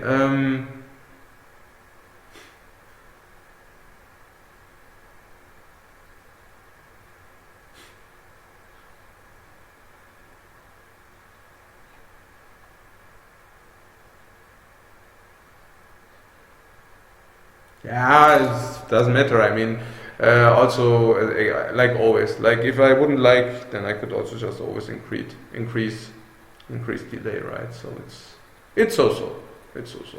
I think it's like just a trade-off. Okay.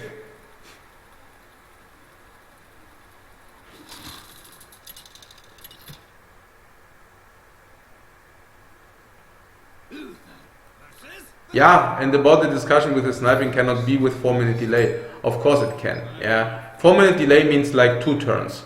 So whoever watches the stream can watch 2 turns in the past.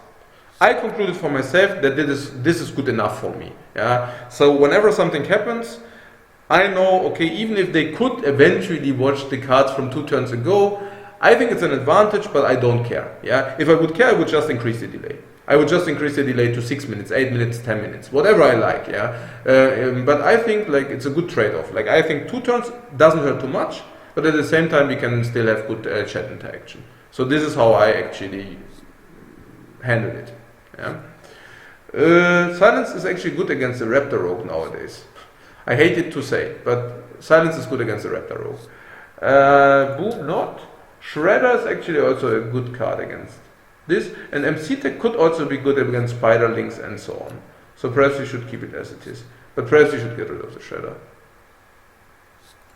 Perhaps it's like good like this. Yeah.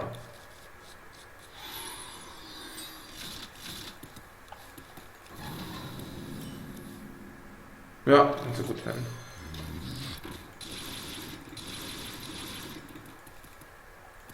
I was just in this situation, because usually, well, of course, always something can be something, but he was like ranked 300, so he probably knows what he's doing.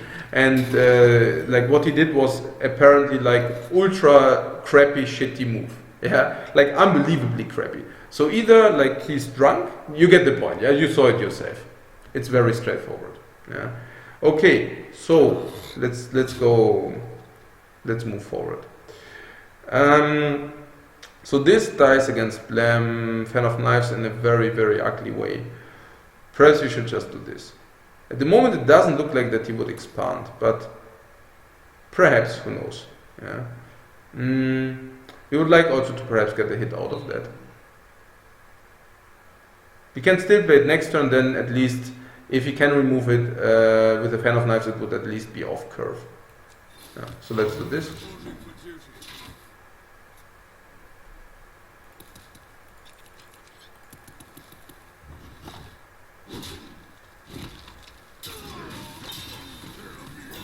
No! Ah! This is a fatigue rogue. Yeah, interesting. And yeah, apparently it's a fatigue rogue. That was a rhetoric question. So we don't play the Colette of Pain for sure. Silence this? Poor. No, I actually want the minion from the deck.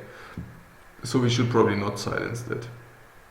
We just played this because this applies a lot of pressure on that guy. We could have played Master, but do we really want to do that? Sending all our minions into this guy? I don't know. It didn't feel right. Perhaps we should have. Like, perhaps Master didn't want to attack, then sending all in, and then, yeah, perhaps we should have. Perhaps it would have been the right thing to do. Yeah, perhaps it would have been the right thing to do. I'm always a little bit like, I don't know what I'm doing here. Like, that was pretty bad. We should have played Master for Battle, hit it once. Then we can still deal 4 damage. But on the other hand, I don't know. It's confusing.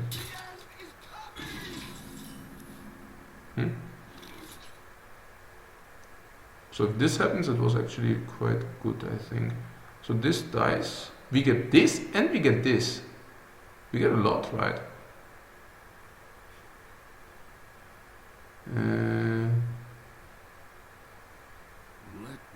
We could get a 4-1-4 weapon, but why should we, right? No, why should we? Oh, we can actually silence it if you want, but that's not good, right? We don't even want to silence it. I mean, it doesn't really do much. We could throw an acolyte, perhaps. It should be the fatigue rogue, right? If it runs Death Lords, or not? 2, 4, 6.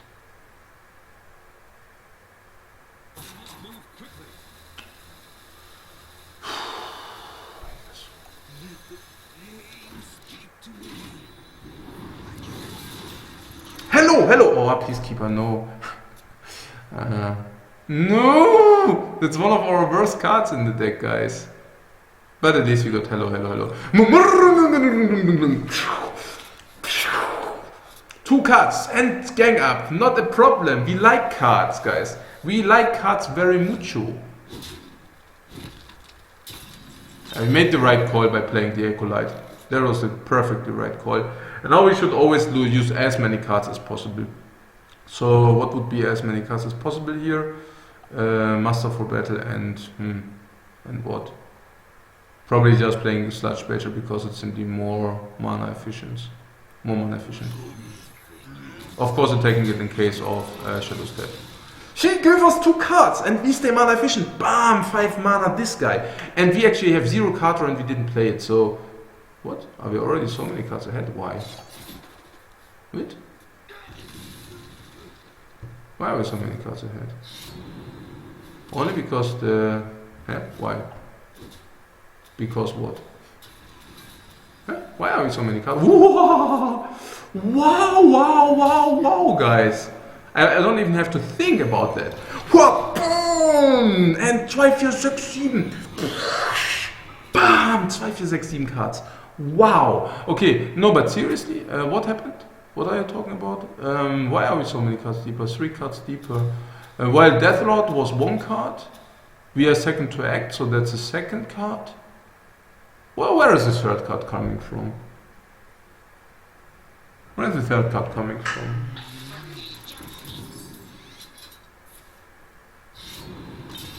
I don't know.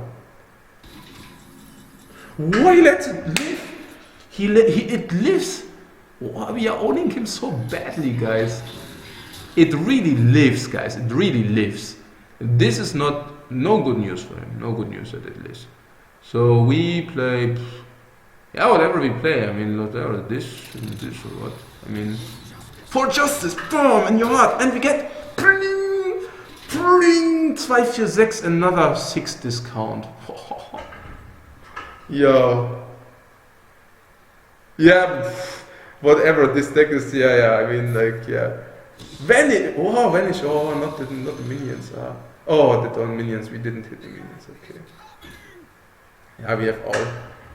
Okay. Vanish. But do we care? No, we don't care. That's the funny thing. Yeah, we do equality, right? We don't use the owl. We just do quality, and then he simply comes again, like it's Basherino time.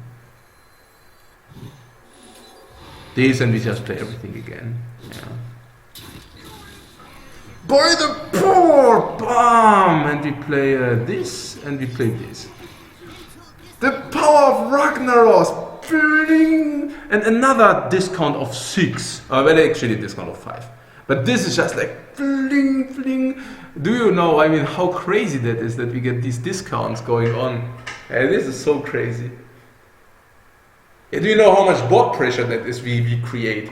Look at this, like, it's silly. Just silly. Now he goes face and blade flurry, or what's the plan?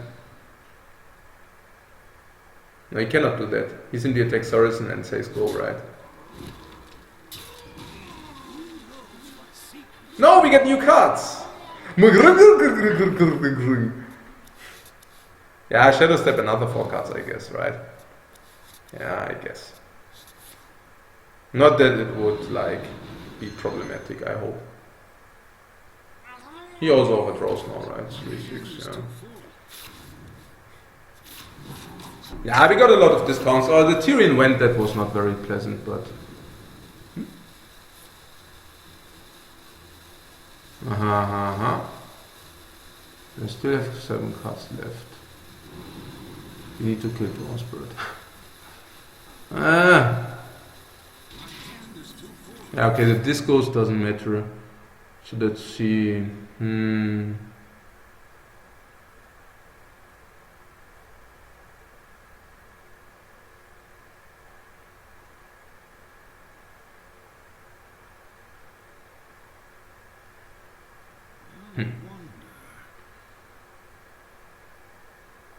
Where's Dr. Boom? Yeah, Dr. Boom has to come 100% because this cannot get zapped and it costs only 4 mana, so that must come 100%.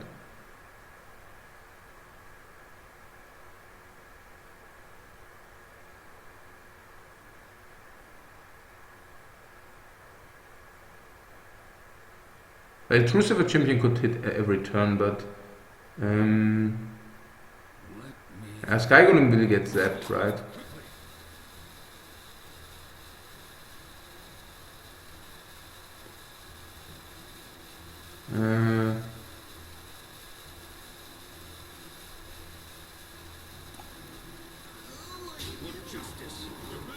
Yeah, we play this Sky Golem whatsoever.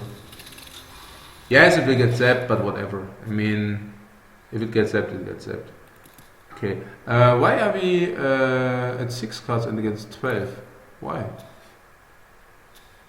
Ah, okay, he ganks up. If he ganks up, he gets... Yeah, okay, never mind. Yeah, okay. If he ganks up, he gets cards into his library. Okay, I understand. So many options. So, Vanish would not be pleasant, right? But you own... Can you run 2 Vanish? Perhaps you can.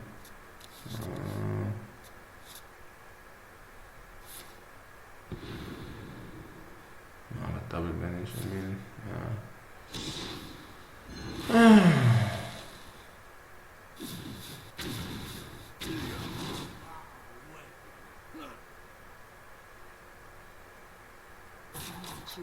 How fast do we fatigue? Nah, it's okay, right? Should be okay. Does he actually ever fatigue too, or not? Oh, Lothap! Oh, Consecration!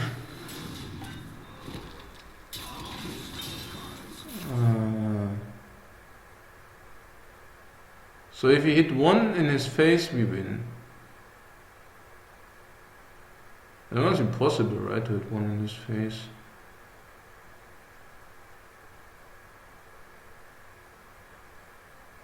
It must be possible to hit 1 in his face. And then we simply win, right? Yeah, okay.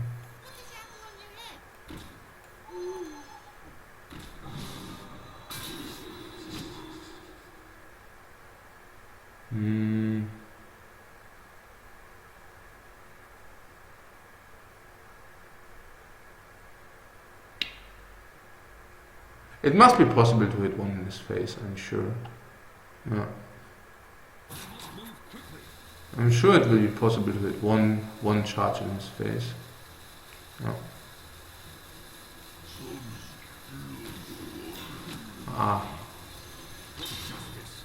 It was closer than I thought, to be honest. Well, closer, it's not even like, I mean, we are still at 1, right? So even if he plays, let's say, I mean, how much mill does he want to apply? I mean, let's say we draw next turn to 0 cards. So even if he plays double Murloc, we draw 4 cards. That equals like 10 damage. Let's say he plays triple Murloc. Then that equals to 28. No, does it? No, sorry. I'm talking wrong. 21. 6 would be 21. So even if he would play triple Murloc, we still live. He already played double Shadow Step. So even then we still live. And then we can play Reno Jackson. Yeah, so it's not that it was, yeah, you get the point.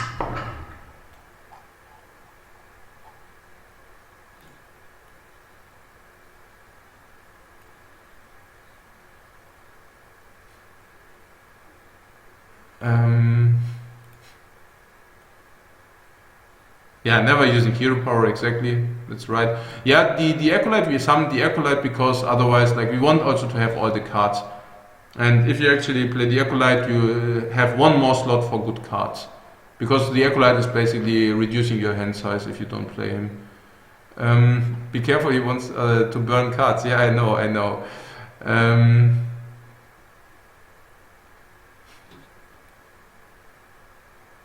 But Thorsten really helped here. Like, that was really awesome. The 15-20 mana discount was really awesome.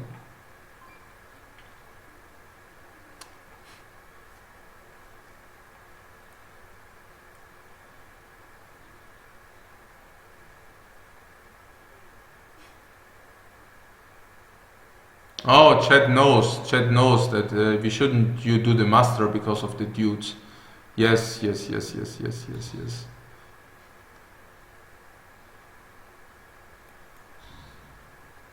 Yes, we were the secret steeper because of gang up. I know. We figured. Dr. 4, guys. Yes.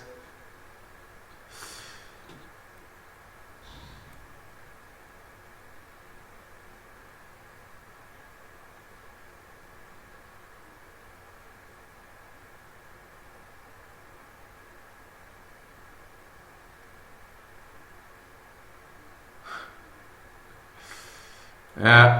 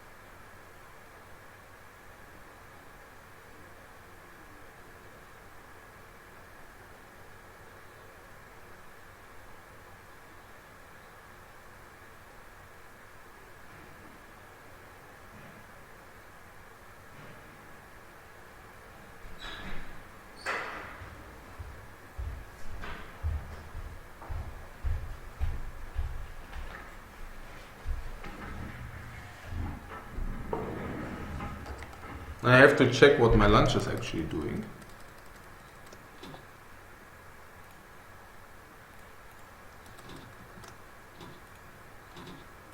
Oh, well, actually, no, never mind.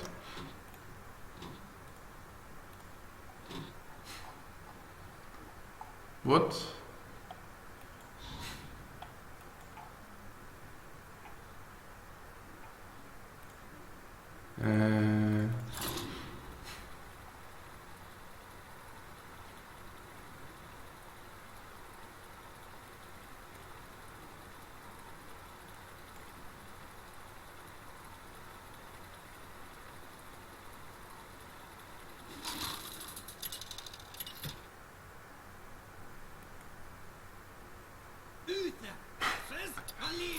It's either Raptor Rogue, or it is Mill Rogue, as we know.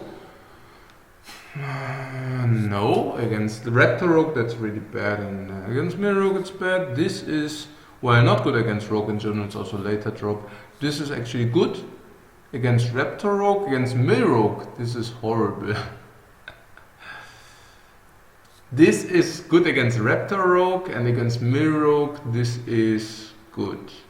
So what about this? Like, I mean, usually it's Raptor Rogue, right? And against Raptor Rogue, how bad is the Acolyte? Or how good is the Acolyte? Or do we even mind to play it even against a Mill deck? Is it that bad? At least it gives you cards at the beginning and stuff like this. And if it's a standard Oil Rogue, of course, it's also good. So only if it's a Mill Rogue, then it's not good to be kept. But then we will eventually also get another card, right? So yeah. Let's see. This deck is not perfectly suitable for rogue or against rogue. The pleasure is mine. Well met. Well, it's a paladin after all, so paladin is not that great against rogue in general. Well, against a mill rogue it is, but it's not very good against oil rogue or against raptor rogues and stuff like this. It's just not very good. But it is good against the aggro version of this rogue. Yeah, good.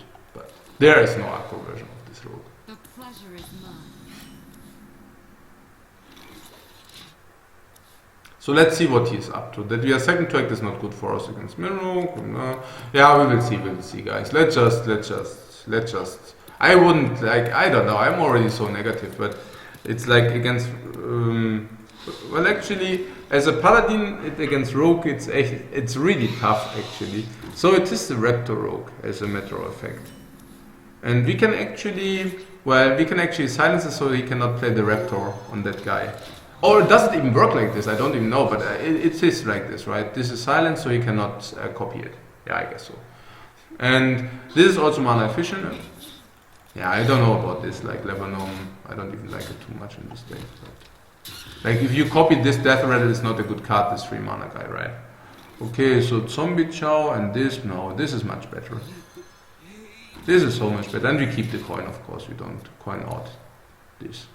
This is contesting both, right? So this is a really good drop and this isn't.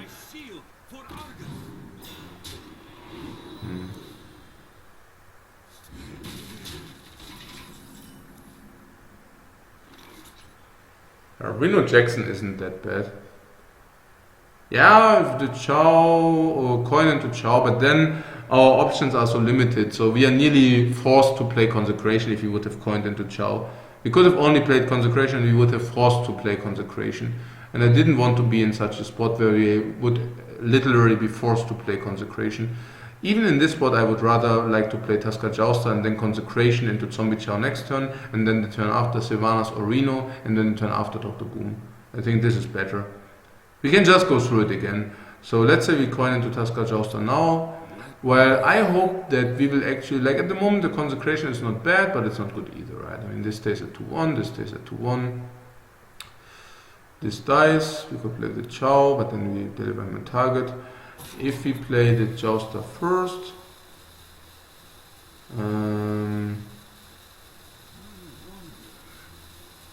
he will probably attack with 1. Perhaps we should just Consecrate. Yeah.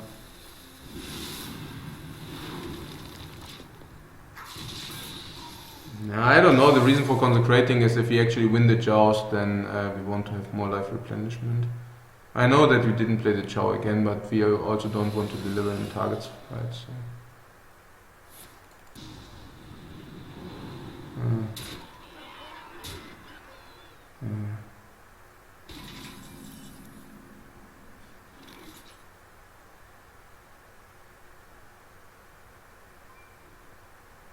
Yeah, yeah, guys, yeah.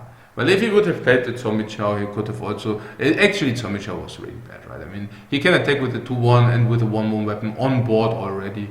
So, yeah. There was no real necessity for the Zombie Chow, and now with the Consecration, we could have played this, I mean. But yeah, then whatever. Then.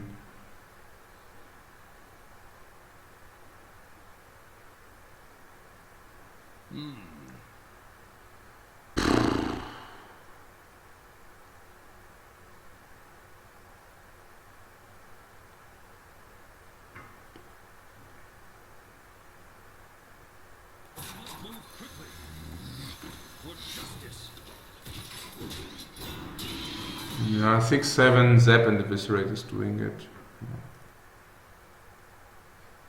If he doesn't have it, we can attack and replenish a lot of life. He needs Zap and Eviscerate for that.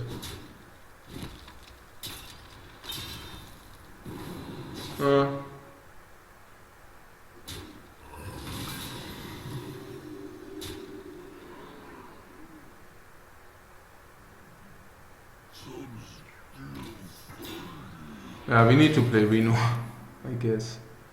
We also attack first, of course. For justice.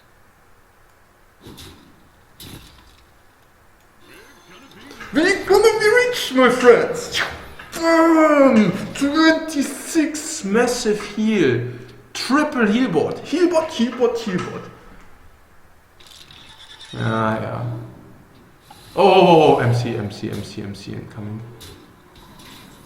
MC alarm. MC alarm. Wow!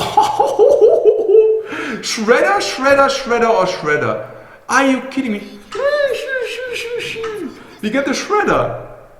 Guys. How much?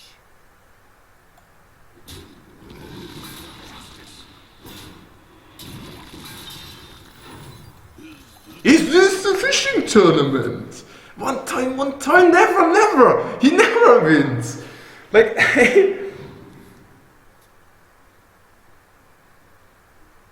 yeah, at least we got board control. For 3 mana, stealing a shredder is pretty good. So, just a shredder, I mean, the Belcher would have been better, but yeah. Ooh, he's all in. Whoa, we got the shredder. Oh, even the shredder would have been better than the Unearthed Raptor, actually, yeah, but... Okay. So he doesn't even have zap and stuff, okay. How much? What? Seriously?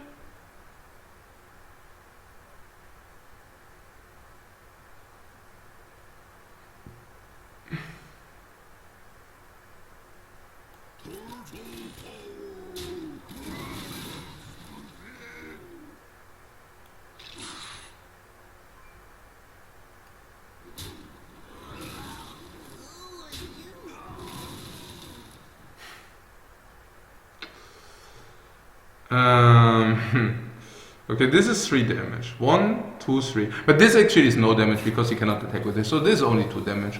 So we can just deploy Dr. Boom, right? Just for the board presence. Not playing Tyrion here. Just playing Dr. Boom. You could also play Belcher. Nonsense. Dr. Boom is so efficient here. Because he can only do 1 damage, respectively 2. Belcher is doing nothing, Dr. Boom is doing everything. We could have played Tyrion, but Tyrion, he attacks with this, Tyrion dies. Not exactly what we like to see.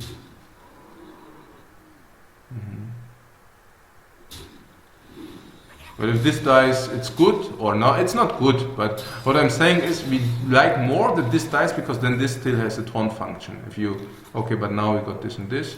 Yeah, perhaps, I don't know, it's like, it looks pretty bad, I can see that it looks pretty bad. But it's like, I just want this 6/6 taunt body. It's very close, guys, it's very close, but the 6/6 taunt body is probably worth more than the Dr. Boom is. Yeah, that was like the idea behind it. Could be wrong. Yeah, could also be wrong. But it's very close for sure. Yeah. I think just like if we actually can incorporate the body later, we just win. So that's like basically the idea behind it. Okay, so what is it? Only sprint helps, right? If he doesn't get sprint now, he dies. Yeah, okay, that's it. Yeah, perhaps a small misstep, bro. It's close. Like, just playing this and then this dies, I don't know. It's close, it's really close. I mean, not the Belcher, guys. No, not the Belcher. But perhaps not, If you play Tyrion dies. We get a weapon and we can play Belcher. Perhaps Belcher is good enough. Mini loses his board and we have the Belcher to handle his aggression. Perhaps we don't need Tyrion, perhaps we like the weapon. Perhaps we should have played Tyrion. On the other hand, if he draws Zap, it's better to play Dr. Boom. Dr. Boom should be better than Belcher. Because Belcher can also simply die, like... yeah, I don't know, guys. I just don't know. It's like, it's really confusing, actually.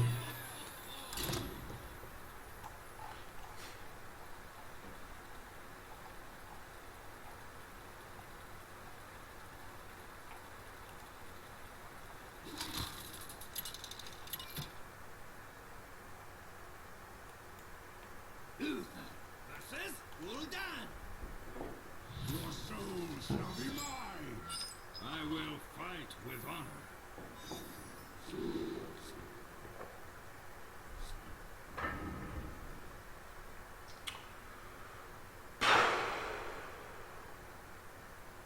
We like to keep this, and we like to keep this. The question is, do we like to keep this? Against Jewish types it's too slow, but nobody plays Jewish types nowadays. Or not many. The earlier we get it, the less likely he is to be able to silence it. The earlier we get it, the less likely he will be to Sylvana Shadow Flame it. I actually like to keep it. It's simply a very strong card in general. I know it's a turn 8 play. You don't have to tell me that. Well met. And now what? Crap.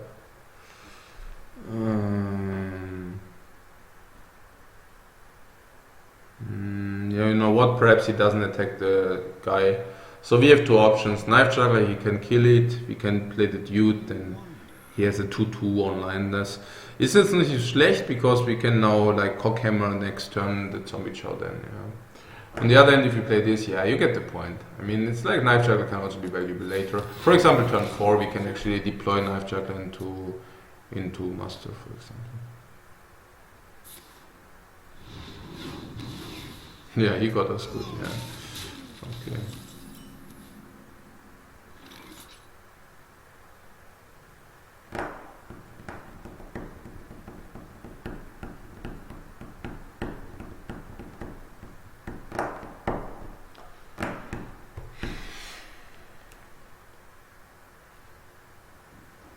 Let me think. What just Probably, yeah. I mean, like what else, right? I mean, there is nothing. And with this, you can actually play like Knife Juggler into this, try to hit it. Yeah, Imgang Boss can come and stuff, of course. Yeah, sure. Murphy's Law. my eyes are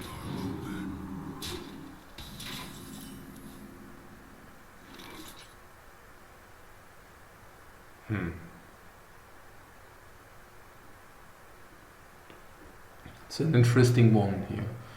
We can either deploy the Knife Juggler into a token, and then we can actually kill whatever it hits. And the other one will probably trade in the Knife Juggler, leaving us with a 1-1 left behind. And the other play would be an Acolyte of Pain, can get handled right away. 3-2 is 2-3. 3-2, 2-3, leaving him. So the one actually we said would leave us behind. Like we also use a weapon charge. So we use a weapon charge, we leave a 1-1. If you say 1-1 is as valuable as a weapon charge, it's a break-even board. If you play the Acolyte of Pain, he attacks. He has like 2.5 overlay, but we have one card. This should be the play. And we get life back, health scope. Boom! 5 health. That's really important. And if you trade, it's good to result, right? It's a good result. We could also make use of the weapon. It's not bad. Reno Jackson, while not required. Lothrop, we try to shut down the relevant turns later, I think.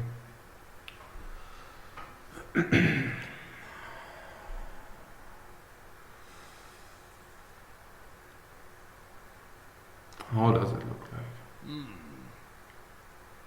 We could play Lothrop, no doubt, but I think we should keep Lothrop for the relevant turns later.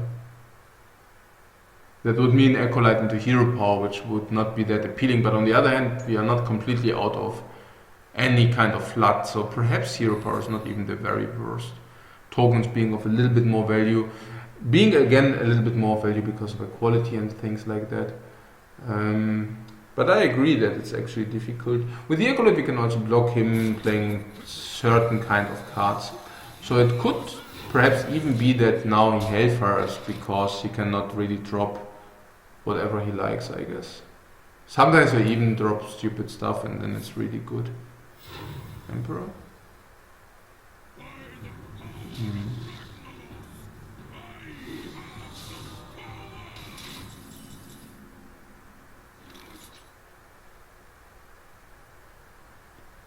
Now that hurts a little bit, but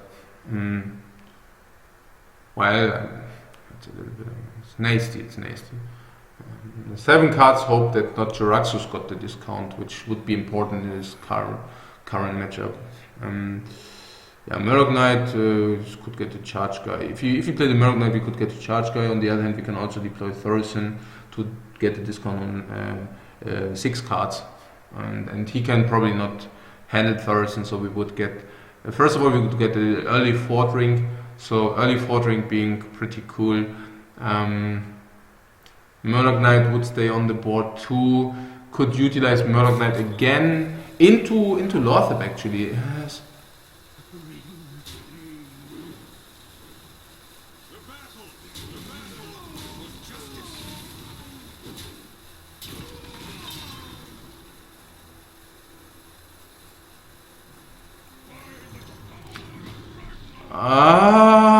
Or Murloc Knight. And then Murloc Knight again. Murloc Knight and then Murloc Knight again.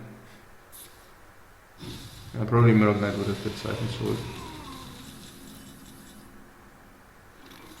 But you know what I'm talking about, right? I mean, Murloc Knight and he already played Mortal Coil. So 3 minions on board. Now he would play perhaps Siphon Soul, but then we would have the Murloc and the 1/1. Okay, instead of Thorison, right? I mean, in this regard,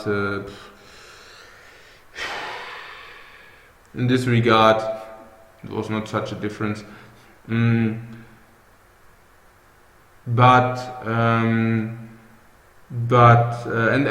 earlier Tyrion is also of kind of value. But and then let's say Siphon Soul, and then we have 2 of these Murglunglunglungs. Like let's say he doesn't move Siphon Soul, let's say he plays something. Then we can Murglunglunglunglung again, like for a plus of 1.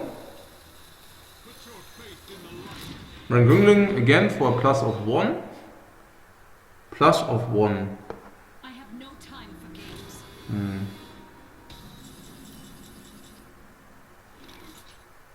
Yeah, Murglunglunglung for a plus of 1.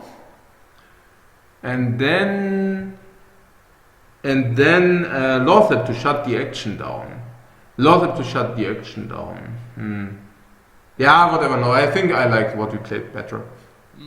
Yeah.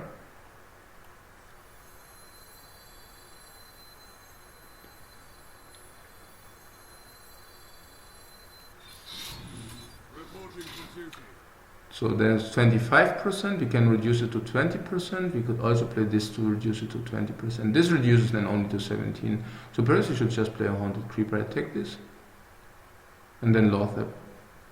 Otherwise we would play this and this, but then we couldn't do anything else.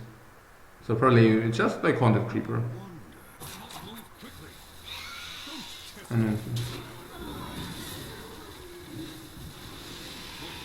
And then Lothep too, or not? No, actually not. No.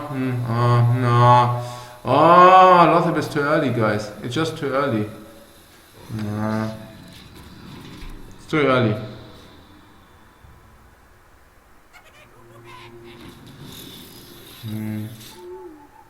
Oh.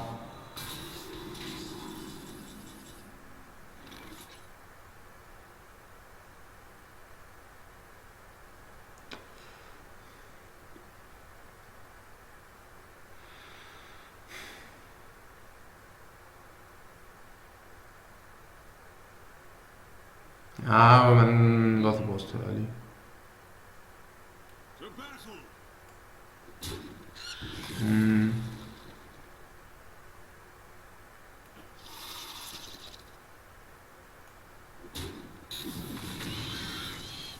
battle for justice. This is fate, right? Not if it hits for 1.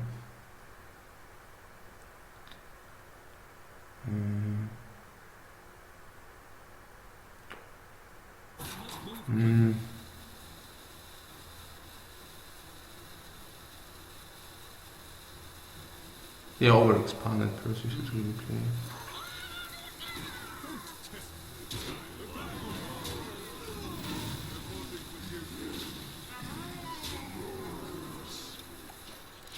We are already overexpanded. We should have saved Lothar.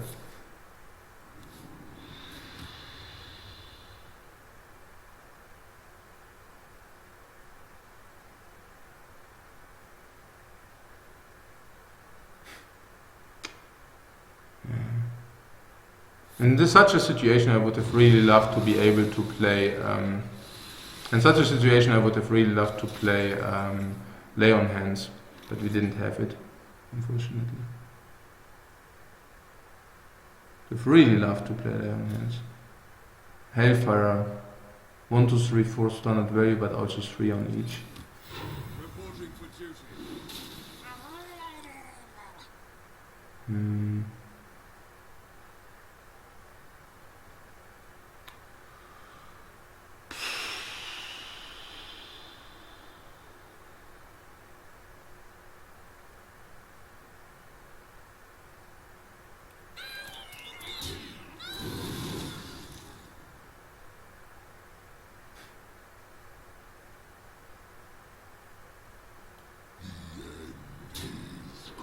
Yeah, perhaps for 13. I mean,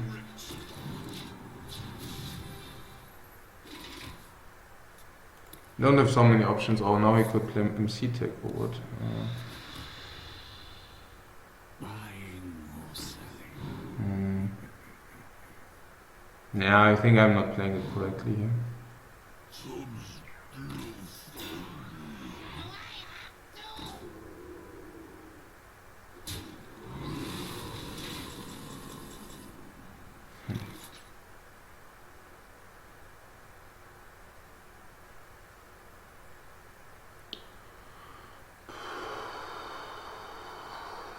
Das ist auch like 15, 12, ja. Leonhands ist also irgendwo in. Also irgendwo in der.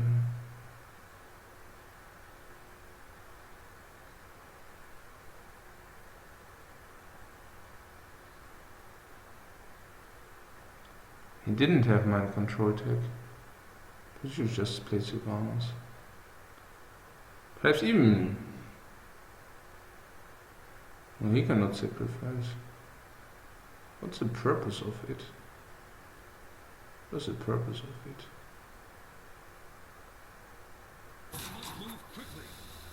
Yeah, I think it's good. It's like also Sylvanas possibility.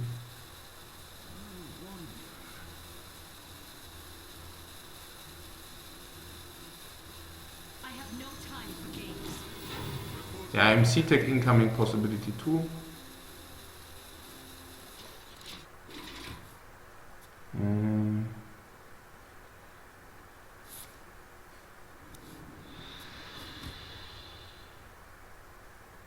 So weird situation we are in.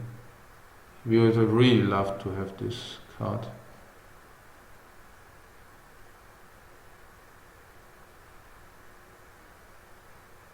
Leon Hands, Kel'Thuzad, Sky Golem, Kern, any of those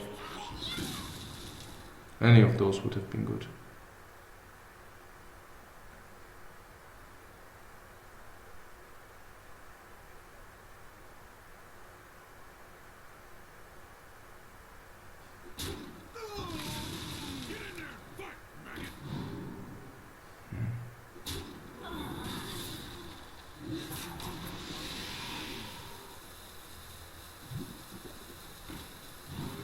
Played the Woos on the wrong target. Healbot. Yeah, MC Tech, huh? And if you get this 3-1, that's above average for sure. I don't even have to think about that one.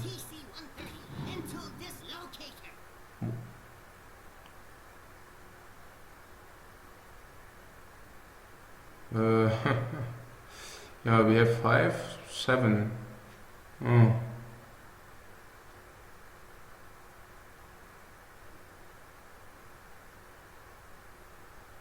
Let me think.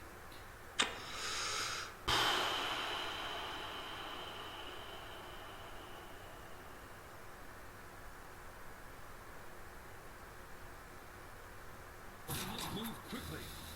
If we play the keeper, we overexpand. For sure.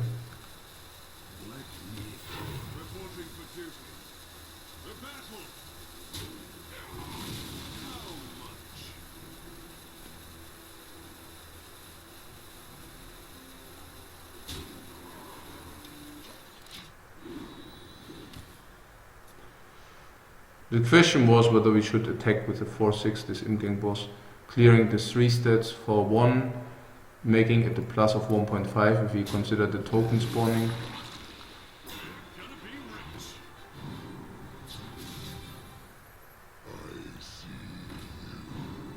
Perhaps we should have.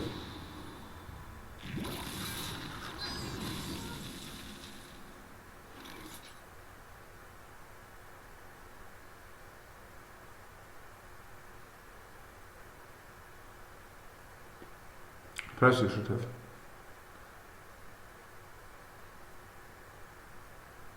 It was a close call, so being said. Let me think. To battle!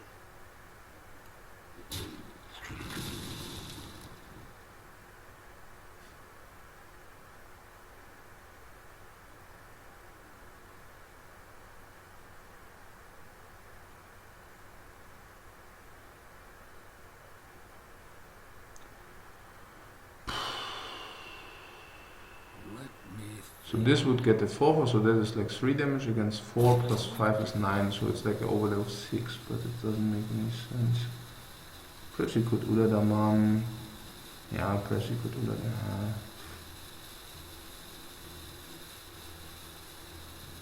None may steal our secrets. Is this the fishing tournament? Yeah, we won the joust. So what is here? He can now Shadow Flame this being break even, but he gets like, this would be parry and this would be overlay. So we just played into his Shadow Flame huge time, yeah. My seal for But he doesn't have it.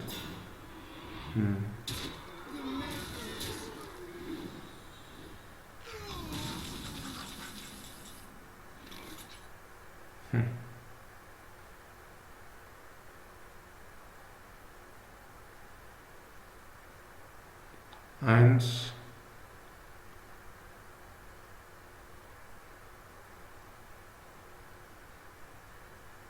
Let me think. I have the stupid feeling that this guy, to let this guy live, was not the best idea. Okay, so 1, 2, 3, 4, 5, 11, 3, 9. No, it cannot be 9, it's 7. 7 against 1, 2, 3, 4, 5, 11.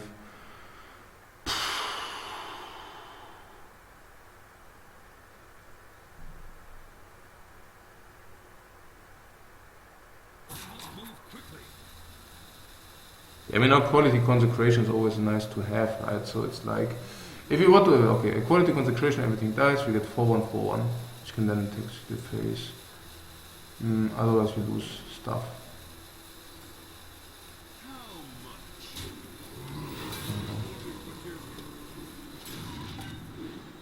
The problem here is that if you play this how we actually just propose to play it, the problem here is that if we do that, he gets a 1-1 and the 1-1 will be able to kill one of our threats. So in fact we will have one threat left with, let's say, a 5-2. So we would have had a 5-2 after the whole action. Like 1-5-2. That would have been it.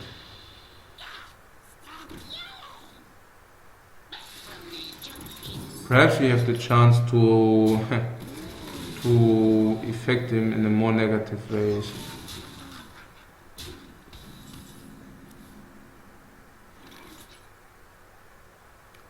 Perhaps, for example, him letting Kern alive or something like this. If he handles it, it's also not that bad for us, is it?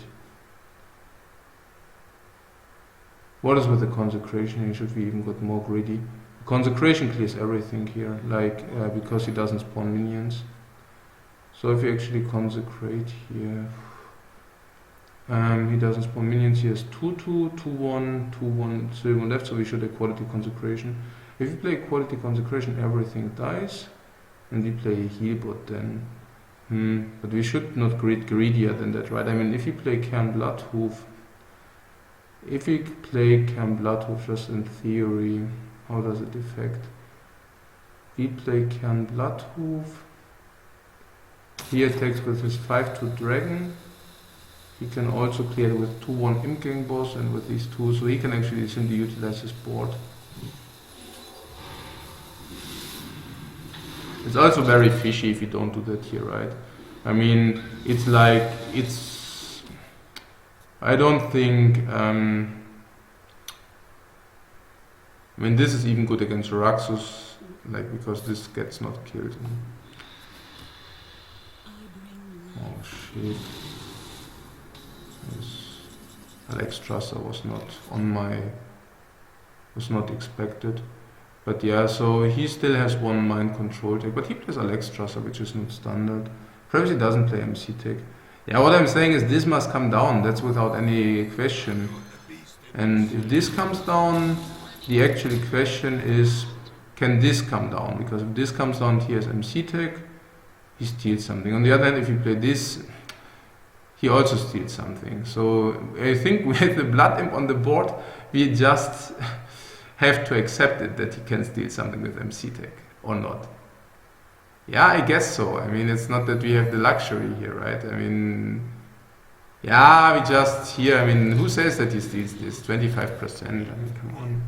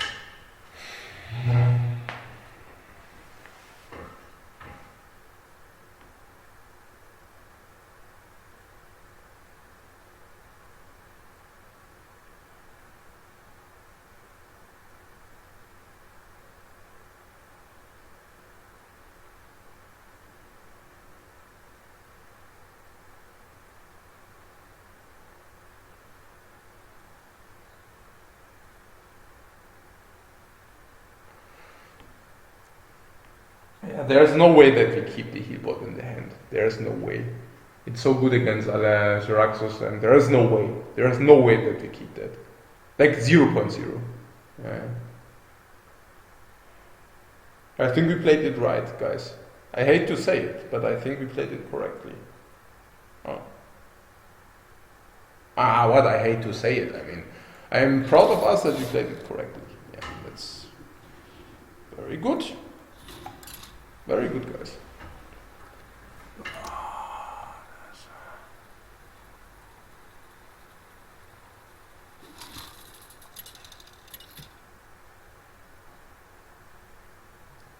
Uther versus Jaina.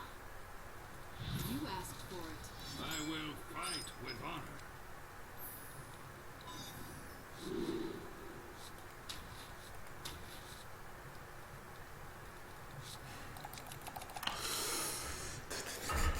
Yeah, Sorcerer's Apprentice, but it doesn't make sense. Mad Scientist, it doesn't make sense. Actually, the Peacekeeper doesn't make much sense. Yeah, can never be played as an answer, I think. Well, he does have the coin. I mean, it's not. Perhaps we should keep it just because it's an early play. We don't have many early plays in this deck.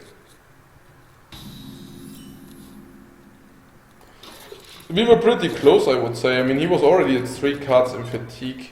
3 cards, guys, in fatigue. Even if he deploys Xeraxus, even then. Yeah, we cannot kill him right away, but he draws to 1 card, and we apply pressure, he gets another demon. We apply more pressure. He goes to 0. Yeah.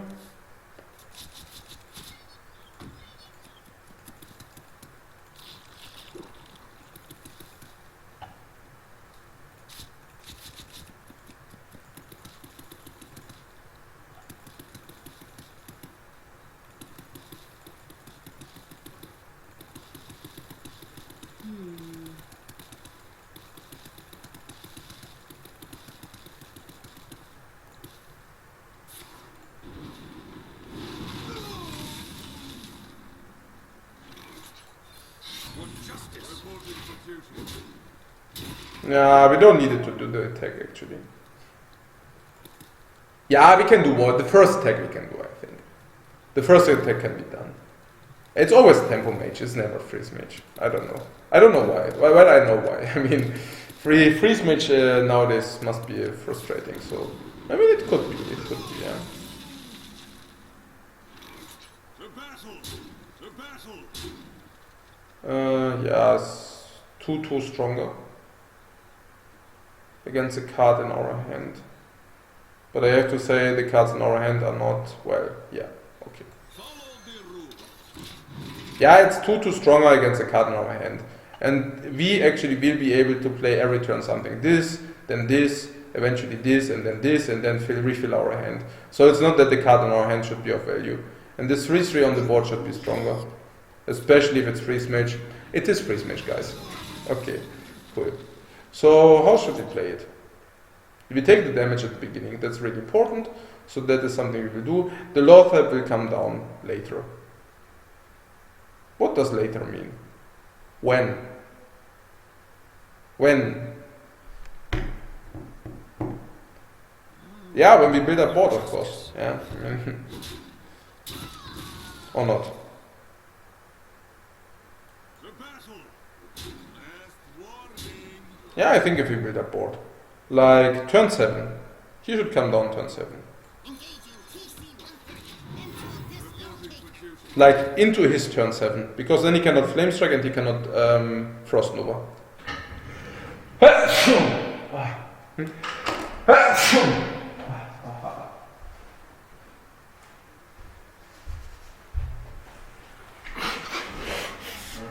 Cool. Okay. Yeah, I'm still having a little bit of a cold. Yeah. Okay, so. Yeah, what's the plan? Yeah, before his Flame Strike, we play Lothar. So he cannot Flame Strike and he can also not Frost Nova because Frost Nova costs 8 mana. What to do? Yeah, Doomsayer Frost Nova would be pretty bad for us, by the way.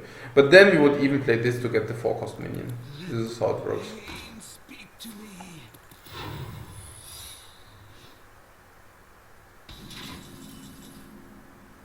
7 cards, yeah.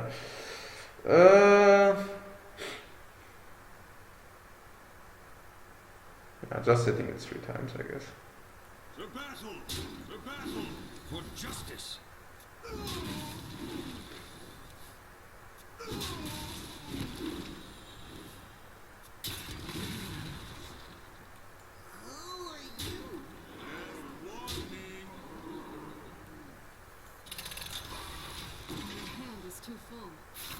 No, it's only a loot order. That was not, well, that was not so much. Next turn, Lothar will come down. Lothar is what will come down next turn.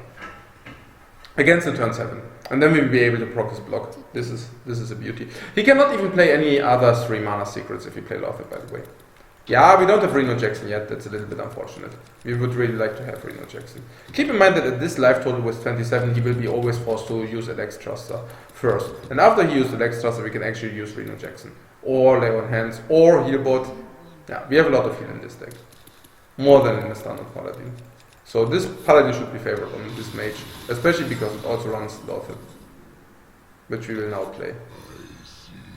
Okay, and obviously we do the attack because we also have True Silver in the backhand. He cannot play like plus 8 armor because because it costs 8 mana.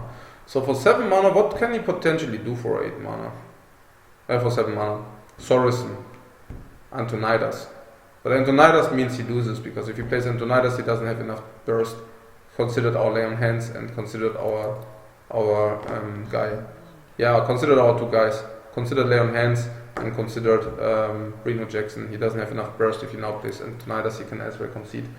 11, 14, 17, 18, 22. So we can even handle we can even handle Thorison too. He does this. It's not enough, unfortunately, for him. Like, we can just play this, and this is like 11, 12, 16. So. For justice! Yeah. Yeah, should we play? I mean, now it's basically over. But if you want, we can play whatever. If you want, we can play the Acolyte. The Acolyte will also draw us cards. It's not bad. He needs to freeze and Doomsayer and to freeze our face. It's a pretty tough task, if you ask me. Yeah, it must be Frost Nova, Doomsayer, Frostbolt face, for example, or Doomsayer, Frost Nova, Ice Warrior. Oh man, it is possible, right? So perhaps we should have not played this guy.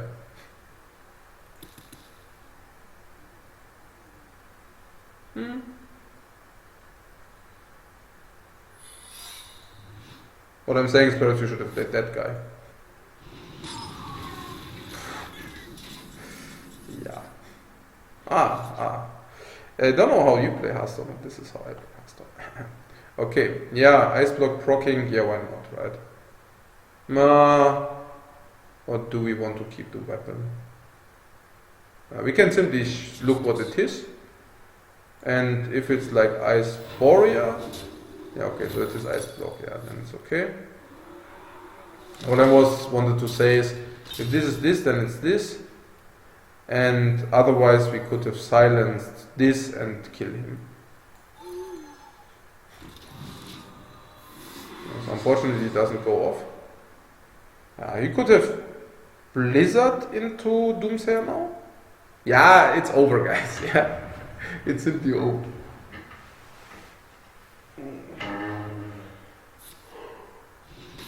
Oh, cards. Now we get here cards, Tosca, Josta and stuff. Tosca, Josta and friends.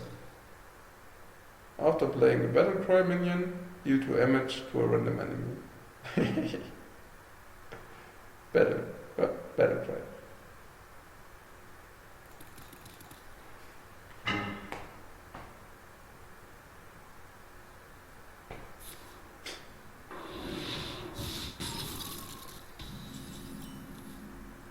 Should we play a Battlecry minion, guys? Yes, we play a Battlecry minion. Well, actually, do we? It's 50-50 that we kill him.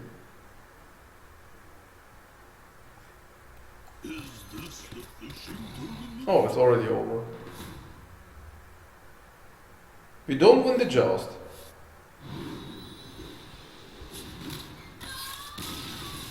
But we win the rumble. Okay, guys. Yeah, I'm not focused anymore. I'm already feeling a little bit tired. So,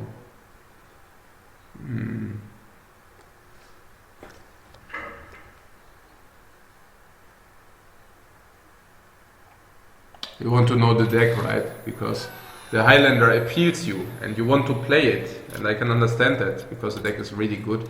So, you want to play it, the Highlander, because it's also a lot of fun to play every card one time each. So I can also understand that. And yeah.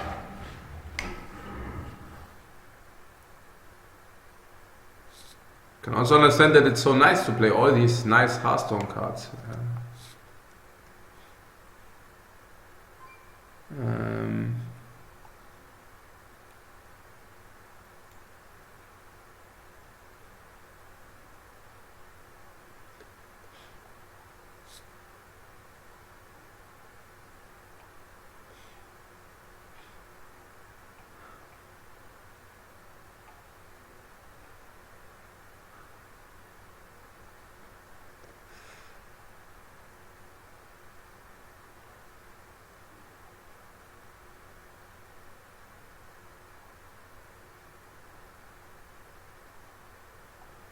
Okay. So, what's going up? Yeah, I'm away. I'm away for lunch, if you want to say so. Lunch, dinner, or whatever you call it. And I will come back later. But for now, stat-wise. We wanted to gather 100, right? 100 games. So we are already still at the gathering collection process.